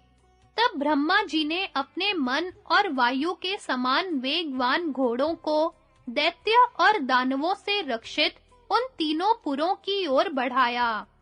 इस समय नंदीश्वर ने बड़ी भारी गर्जना की, जिससे सारी दिशाएं गूंज उठीं। उनका वह भीषण नाद सुनकर तारकासुर के अनेकों दैत्य नष्ट हो गए। उनके सिवा जो शेष रहे वे युद्ध के लिए उनके सामने आ गए। अब त्रिशूल पाणी भगवान शंकर ने क्रोध में भरकर अपने धनुष पर रौंदा चढ़ाया और उस पर बाण चढ़ाकर उसे पाशुपतास्त्र से युक्त किया। फिर वे तीनों पुरों के इकट्ठे होने का चिंतन करने लगे।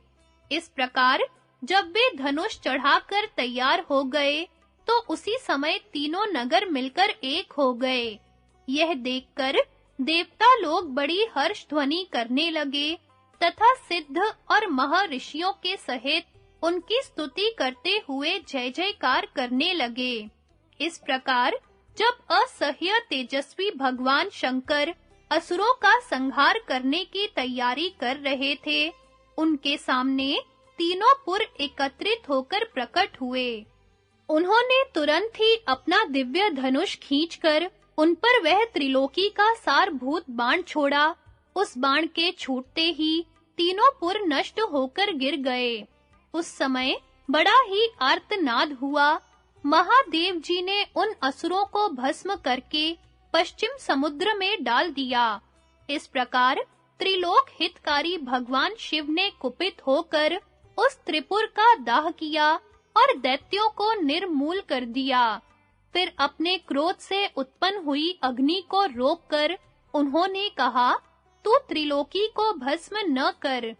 इस प्रकार दैत्यों का नाश हो जाने पर समस्त देवता, ऋषि और लोग प्रकृतिस्थ हो गए और बड़े श्रेष्ठ वचनों से भगवान शंकर की स्तुति करने लगे। फिर भगवान की आज्ञा पाकर ब्रह्मा आदि सभी देवगण सफल मनोरथ होकर अपने-अपने स्थानों को चले गए। इस तरह श्री महादेव जी ने समस्त लोकों का कल्याण किया था। उस समय जिस प्रकार जगतकर्ता भगवान ब्रह्मा जी ने उनका सारथ्य किया था, उसी प्रकार आप भी वीरवर कर्ण के अश्वों का संचालन कीजिए। राजन, इसमें संदेह नहीं कि आप श्री कृष्ण, कर्ण और अर्जुन से भी श्रेष्ठ हैं। कर्ण युद्ध करने में श्री महादेव जी के समान है, तो आप रथ हाँकने में साक्षात ब्रह्मा जी के सदृश हैं। अतः आप दोनों मिलकर मेरे शत्रुओं को उन दैत्यों के समान ही परास्त कर सकते हैं। महाराज, अब आप ऐसा उपाय कीजिए जिससे आज कर्ण संग्राम भूमि में अर्जुन का वध कर सके। कर्ण की, हमारी और हमारे राज्य की स्थिति अब आपके ही ऊपर निर्भर है। हमारी विजय भी आप पर ही अवलंबित है। अतः आप कर्ण के घोड़ों का नियंत्रण कीजिए। महाराज, कर्ण को स्वयं श्री परशुराम जी ने धनुर्विद्या सिखाई है। यदि इसमें कोई दोष होता तो वे इसे कभी दिव्य अस्त्र न देते। मैं तो कर्ण को क्षत्रिय कुल में उत्पन्न हुआ कोई देवपुत्र ही समझता हूँ। यह कवच और कुंडल पहने उत्पन्न हुआ है तथा विशाल बाहु और महारथी है। इसलिए इसका जन्म सूत कुल में होना किसी प्रकार संभव नहीं है। शल्य को सारथी बनाकर कर्ण का युद्ध के लिए प्रयाण। राजा दुर्योधन ने कहा, वीरवर, सारथी तो रथी से भी बढ़कर होना चाहिए। इसलिए आप संग्राम भूमि में कर्ण के घोड़ों का नियंत्रण कीजिए। जिस प्रकार त्रिपुरों के नाश के लिए देवताओं ने कोशिश करके ब्रह्मा जी को भगवान शंकर का सारथी बनाया था, उसी प्रकार हम कर्ण से भी श्रेष्ठ आपको उसका सारथी बनाना चाहते हैं। शल्य ने कहा, राजन, जिस प्रकार ब्रह्मा जी ने महादेव जी का सारथ्य किया था और जिस प्रकार एक ही बाण से संपूर्ण दैत्यों का संहार हुआ था, वह सब मुझे मालूम है। यह प्रसंग श्री कृष्ण को भी विदित ही है। वे भूत भविष्यत की सब बातों को पूरी तरह से जानते हैं। यह सब जानकर ही उन्होंने अर्जुन का सारथ्य ग्रहण किया है। यदि किसी प्रकार कर्ण ने अर्जुन को मार डाला तो उसे मरा देखकर श्री कृष्ण स्वयं युद्ध करने लगेंगे और जब वे कोप करेंगे तो तुम्हारी सेना का कोई भी राजा शत्रुओं की सेना का सामना नहीं कर सकेगा। संजय ने कहा, राजन, जब मद्रराज शल्य ने ऐसा कहा तो दुर्योधन कहने लगा, महाराज, आप कर्ण का अपमान न करें। वह समस्त शस्त्रधारियों में श्रेष्ठ और संपूर्ण अस्त्र विद्या में पारंगत है। यह बात प्रत्यक्ष ही है कि उस रात्रि में घटोत्कच ने सैकड़ों मायाएं रची थी, तब उसे कर्ण ने ही मारा था। इन दिनों में अर्जुन भी डर के मारे कभी डटकर कर्ण के सामने खड़ा नहीं हुआ है। महाबली भीम को भी कर्ण ने धनुष की नोक से युद्ध के लिए उत्तेजित किया था और उसे, ओ मूढ़, ओ पेटपाल, ऐसा कहकर संबोधन किया था। उसने माद्री पुत्र शूरवीर नकुल को भी संग्राम में परास्त कर दिया था और किसी विशेष कारण से ही उसे नहीं मारा था। कर्ण ने ही वृष्णिकुल तिलक सात्यकी को युद्ध में परास्त किया था और उसे बलात् रथहीन कर दिया था। उसने धृष्टद्युम्न आदि सृंजय वीरों को तो संग्राम भूमि में हंसते-हंसते कई बार नीचा दिखाया था। भला ऐसे महारथी कर्ण को पांडव लोग कैसे परास्त कर सकते हैं? कर्ण तो कुपित होने पर वज्रधर इंद्र को भी मार सकता है। आप भी संपूर्ण अस्त्रों के ज्ञाता और समस्त विद्याओं में पारंगत हैं। पृथ्वी में आपके समान किसी का भी बाहुबल नहीं है। आप शत्रुओं के लिए शल्य के समान हैं, इसी से आप शल्य नाम से प्रसिद्ध हैं। सारे यदुवंशी मिलकर भी आपके बाहुपाश में पड़ने पर उससे छुटकारा नहीं पा सकते। राजन, कृष्ण क्या आपके बाहुबल से भी बल में बढ़े चढ़े हैं? जिस प्रकार अर्जुन के मारे जाने पर श्री कृष्ण पांडव सेना की रक्षा करेंगे, उसी प्रकार यदि कर्ण मारा गया तो आपको हमारी विशाल वाहिनी की रक्षा करनी होगी। महाराज, मैं तो आपके बल से ही अपने भाइयों और समस्त राजाओं के ऋण से मुक्त होना चाहता हूँ। कर्ण ने कहा, मद्रराज, जिस प्रकार ब्रह्मा जी भगवान शंकर के और श्री कृष्ण अर्जुन के सारथी बनकर उनका हित करते रहे हैं, उसी प्रकार आप सर्वदा हमारे हित में तत्पर रहें। शल्य बोले, अपनी या दूसरे की निंदा अथवा स्तुति करना श्रेष्ठ पुरुषों का काम नहीं है, तो भी तुम्हारे विश्वास के लिए मैं अपने विषय में जो प्रशंसा की बातें कहता हूँ, वह सुनो। मैं सावधानी से घोड़ों को हाँकने, उनके गुण दोषों को जानने तथा उनकी चिकित्सा करने में इंद्र के सारथी मातली के समान हूँ। अतः तुम चिंता न करो। अर्जुन के साथ युद्ध करते समय मैं तुम्हारा रथ हाँकूंगा। दुर्योधन ने कहा, कर्ण, महाराज शल्य श्री कृष्ण से भी बड़े सारथी हैं, अब ये तुम्हारा सारथ्य करेंगे। मातली जैसे इंद्र के रथ को हाँकता है, उसी प्रकार ये तुम्हारे रथ के घोड़ों को हाँकेंगे। अब तुम निसंदेह पांडवों को नीचा दिखा सकोगे। राजन, तब कर्ण ने प्रसन्न होकर अपने सारथी से कहा, सूत, तुम फौरन मेरा रथ तैयार करके लाओ। सारथी ने कर्ण के विजयी रथ को विधिवत सजाकर महाराज की जय हो ऐसा कहकर निवेदन किया। कर्ण ने शास्त्र विधि से उस श्रेष्ठ रथ का पूजन किया और उसकी परिक्रमा करके सूर्य देव की स्तुति की। फिर उसने पास ही खड़े हुए मद्रराज से कहा, राजन, रथ पर बैठिए। महातेजस्वी शल्य रथ के अग्र भाग पर बैठे। इसके बाद कर्ण भी उस पर सवार हुआ। उस समय वहां दोनों तेजस्वी वीरों का स्तुति गान हो रहा था। महाराज शल्य ने घोड़ों की रासें संभाली और कर्ण रथ पर बैठकर धनुष की टंकार करने लगा। तब दुर्योधन ने कर्ण से कहा, वीरवर, मैं समझता था कि महारथी भीष्म और द्रोण अर्जुन और भीमसेन को मार डालेंगे, किंतु वे इस कर्म को नहीं कर सके। अब तुम या तो धर्मराज को कैद कर लो या अर्जुन, भीमसेन और नकुल सहदेव को मार डालो। अच्छा, तुम युद्ध के लिए प्रस्थान करो। तुम्हारी जय हो, कल्याण हो। तुम पांडु पुत्रों की सारी सेना को भस्म कर दो।